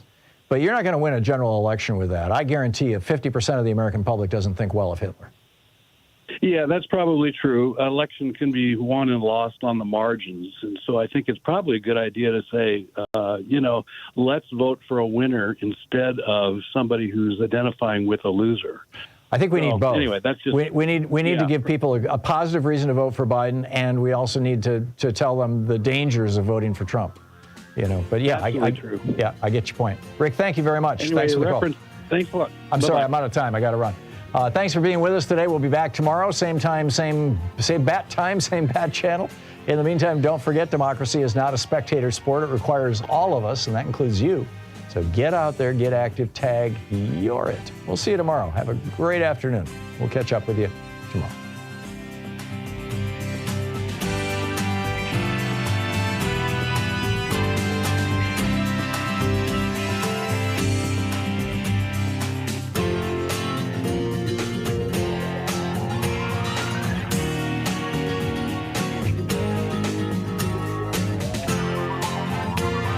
You've been listening to Thom Hartmann.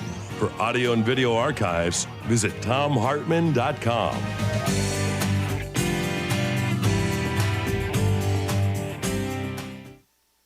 In addition to bringing you the Thom Hartmann Program here on Free Speech TV and Video Media Online, we also have a whole set of ways you can interact with us and tools you can use to spread the word about the importance of democracy and the threats to it in our republic.